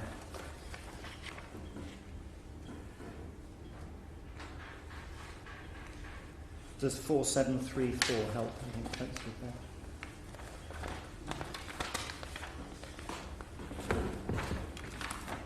Well, I think we're looking at the property here. Did that come up? Where there is a strip of trees at the moment, the ramp will have started heightening the road at that point. Much of the strip of trees, I think, will remain, but they don't. They're a visual screen; they're not a sound screen, and the noise fence barrier is really what we're petitioning for at this point.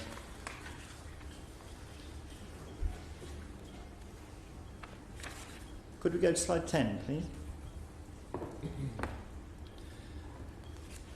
The second area that I was, and I think the only other area I was wanting to emphasise today was that the amendment to the access of the property has addressed part of the issue, but it still ignores the issue from the point of view of horse riders. I think the reply that we've had from the promoters has been that any provision for horses to go along the side of the A421 will have to have planning approval, and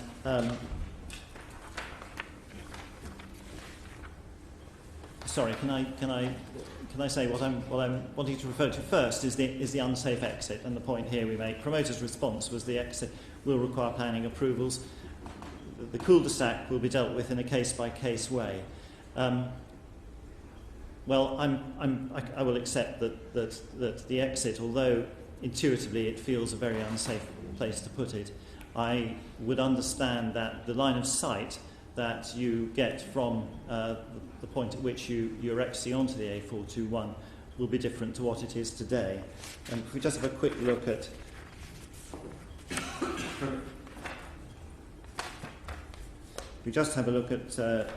slide 11. That is currently what you'd be looking at as you're working as whether to turn out or not. The former bridge you can just see on the right-hand side. Actually, this is where the bridge was before the road was changed, and that's, I think, going to be the line of the revised road. So my point would be that what you see today is not what you're going to see when the project is complete, and if our assurances are that it's going to be dealt with safely, I assume that is the case. Can I go back to slide 10, please?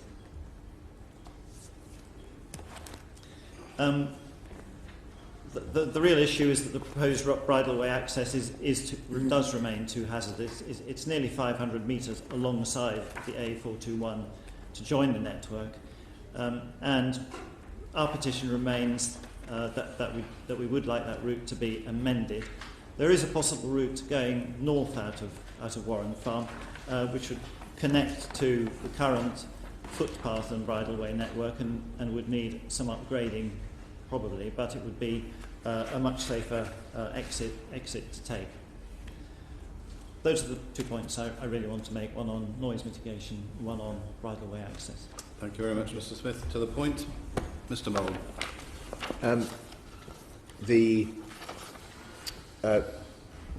As you heard yesterday, we have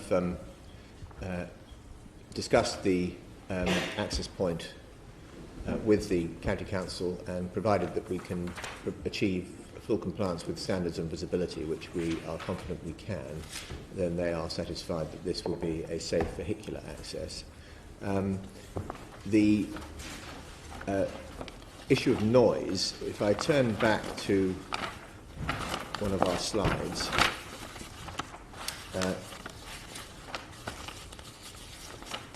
slide 4739.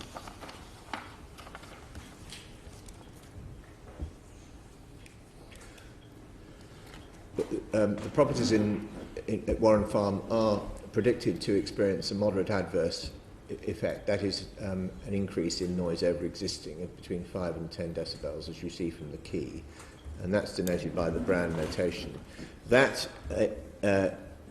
assessment includes both noise from the railway and noise from the road. And so the figures that you see reflected on the table at P4741, which there you have it. The prediction is that the change in the noise environment here will be an increase in 5 decibels during the daytime, 2 at night. It's the 5 in the daytime that gives rise to the moderate adverse effect. Now, as part of the detailed design process, as we have explained to you, it will be there will be a requirement for the project and the nominated undertaker to consider whether things can be done at reasonable cost and taking account of visual effects and other impacts, can be done to reduce that increase. And one of the factors that one of the things that might be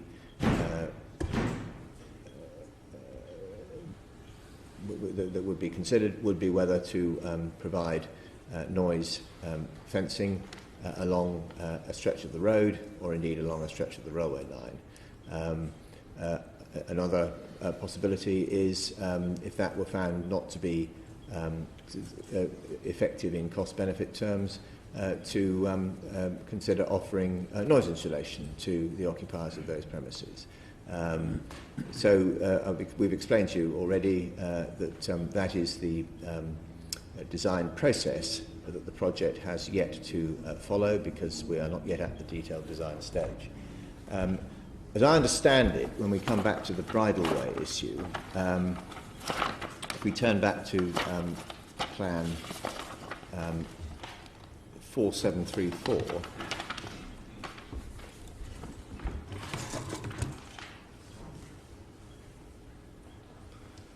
the concern is with horses travelling along the revised access way and then parallel to the road at where the arrow is shown. I mean, clearly, there is. One can see that one of the factors that would merit consideration. Just they'll be heading down to here. That's where they'll be Yeah. picking up the bridle lane.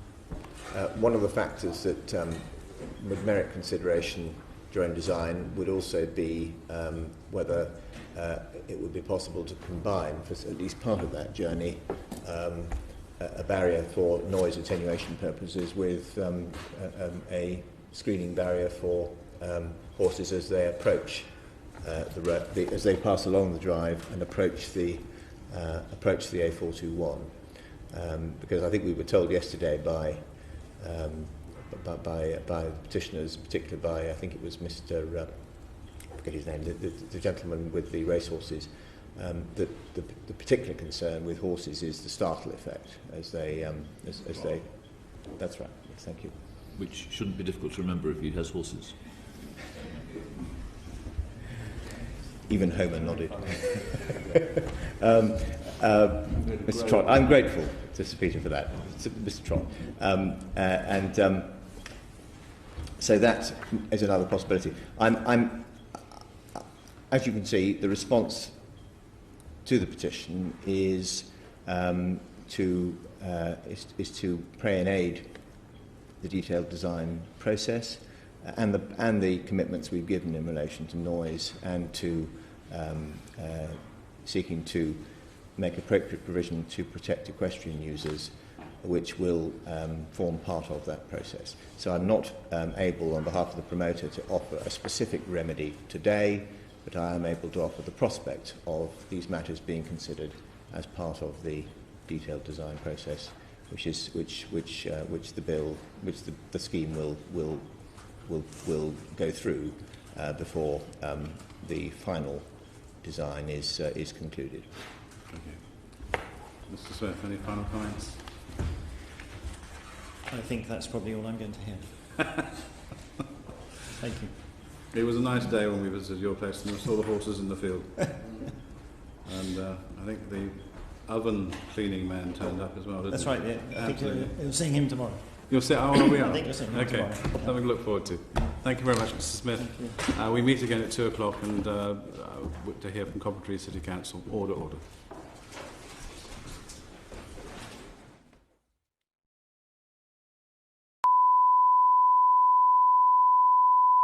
Committee Room 5.